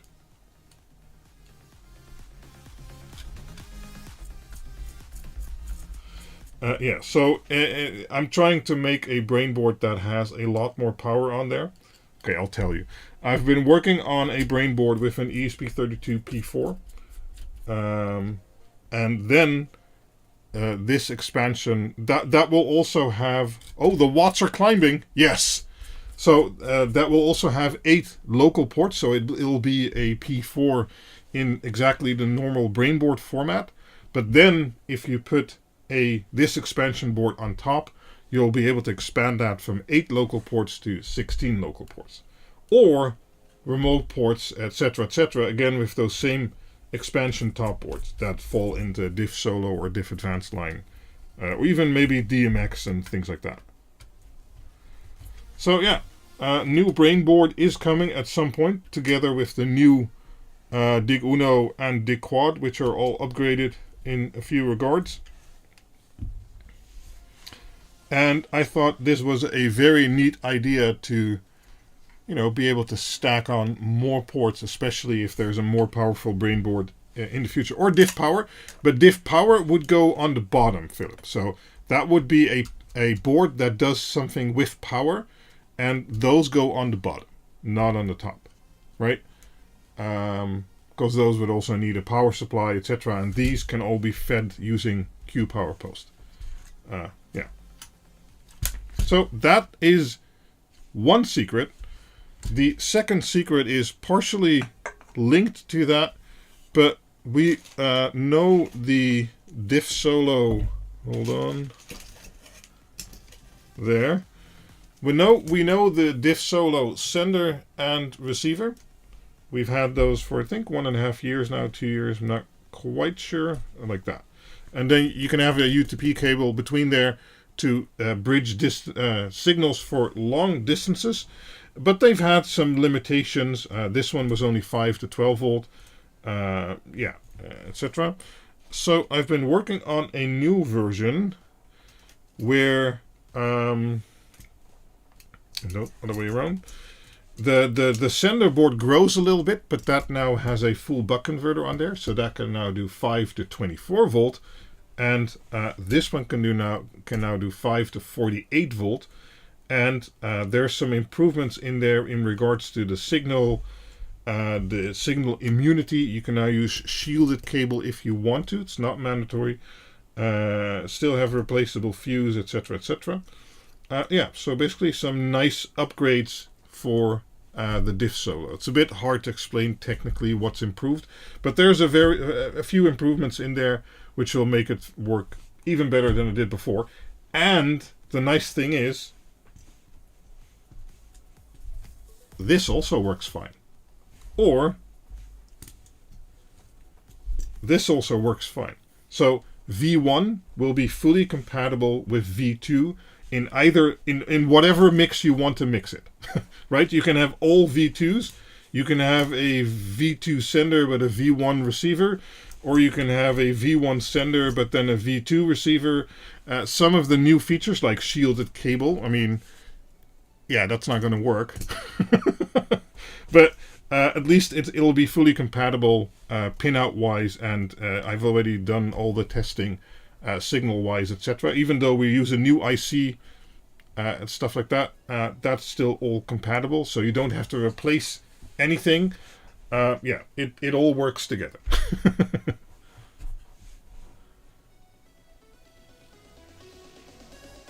Yeah, exactly, Philip. So in the future, you'll be able to not need these external boards and power supplies and blah blah blah. You'll just be able to, well, basically screw it on top of your brain board, even without a power board if you want, or with the power board. Doesn't really matter. You can also just stack the brain board and the whatever diff board, or we're going to call it, and work it like that. So yeah, those are the two secrets. Stuff that is coming, right? These are going to be some nice improvements. Diff Advanced, I'm probably going to do the same improvements. Yeah. And then we're just going to expand the ecosystem and try to keep everything compatible while introducing new features. Of course, the top boards won't work with the current brain boards because it doesn't have the expansion connector, but yeah. How are we doing with the switch? Are we switching yet? Oh, let's see. We have lights. There's some lights here. MST, SPD. Okay. No. This is still prototyping, Cybucks. But the prototypes are doing good. But then I still need to validate it in labs, and I need to take it into production and write documentation, make videos about them. So even if I'm at the final prototype stage, it'll still take like 2 months to release something. So yeah.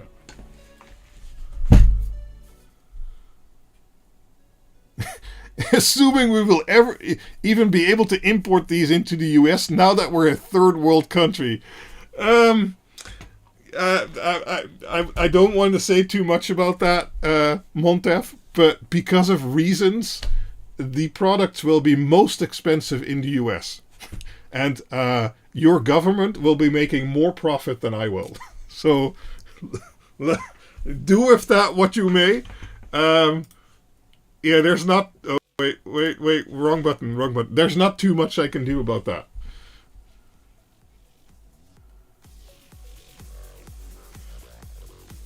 No, these will still be bare boards, but I do want to have 3D printable enclosures designed for them. Custom enclosures cost a lot of money. I need to sell thousands of Dignex 2 to make back only the costs for the custom molds and the custom housing. So, yeah, no. But I do like making professional 3D designs available, so you can have those printed or print them yourself. And, yeah, then you'll still have a nice housing for them.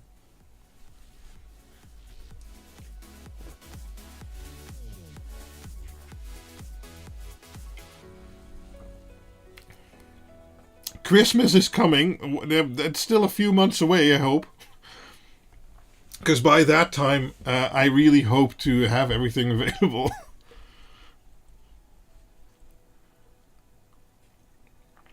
So we signed a contract, or a preliminary contract with a builder today. So let's say in a year to 1.5 years time, we should be moved. So those updates will be coming, Cybucks. I will be updating that once there's something to show, basically. You know, like kind of like the channel got started. I like to make some building vlogs, or whatever you want to call it.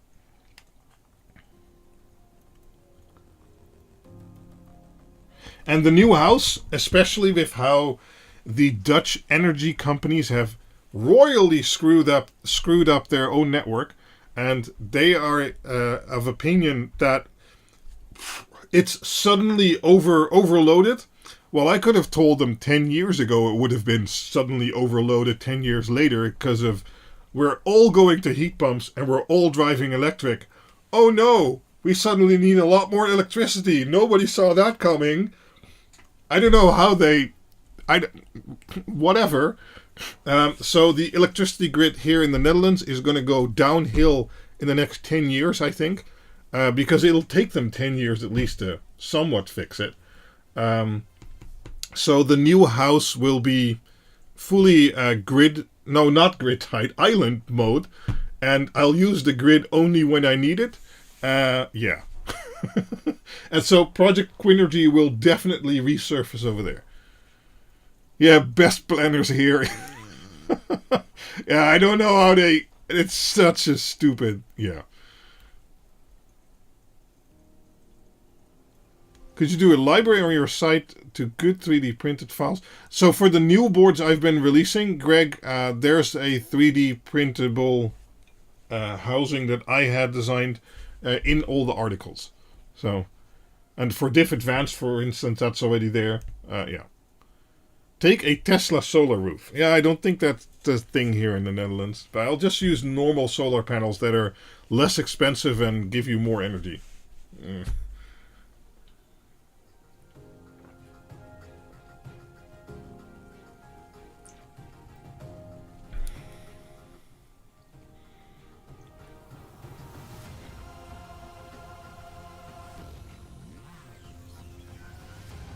Cool, Philip. Yeah, that'd be nice.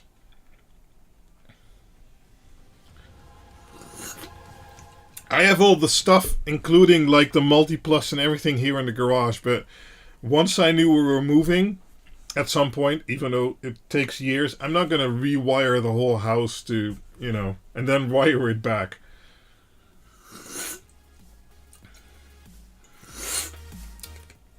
That's okay. It'll still work in a year's time or whatever.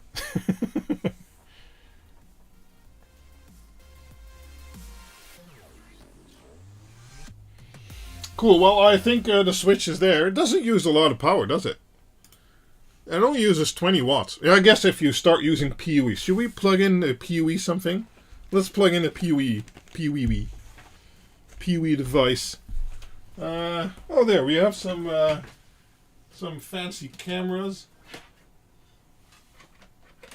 There. We have this fancy dual lens 8K blah camera.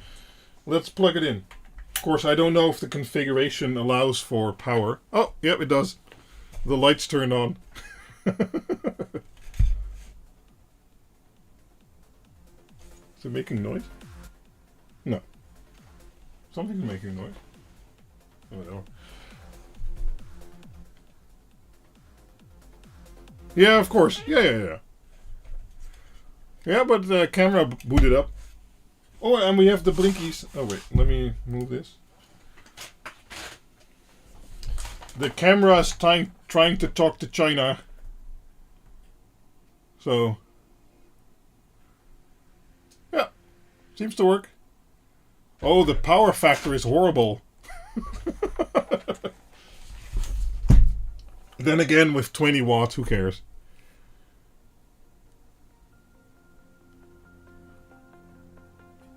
You at least didn't make it worse than... No, whatever I found in there, I also fixed. Yeah, at this low load, I don't know if it's an active PFC or not, but probably is because it's passive. But yeah.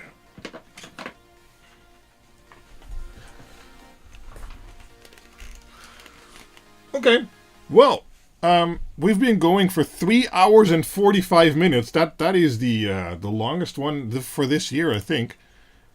Is it? Yeah, probably. Yeah. Yeah, Philip's going to bed, so it's time to sign off. Thanks all for hanging out with me and going through my my new suction device install. So I can just, get it from there and put it back. That's pretty good. It's actually, the base is heavy enough that you can move it without it rolling around everywhere. And then we attempted a repair of a switch. Like Ruby said, at least we didn't make it worse. But I also don't know if we fixed it. But we'll find that out later once I return this thing at some point. And yeah, catch you guys in a new video, in another live stream, or maybe on the Discord server. Thanks for watching, guys. Bye-bye.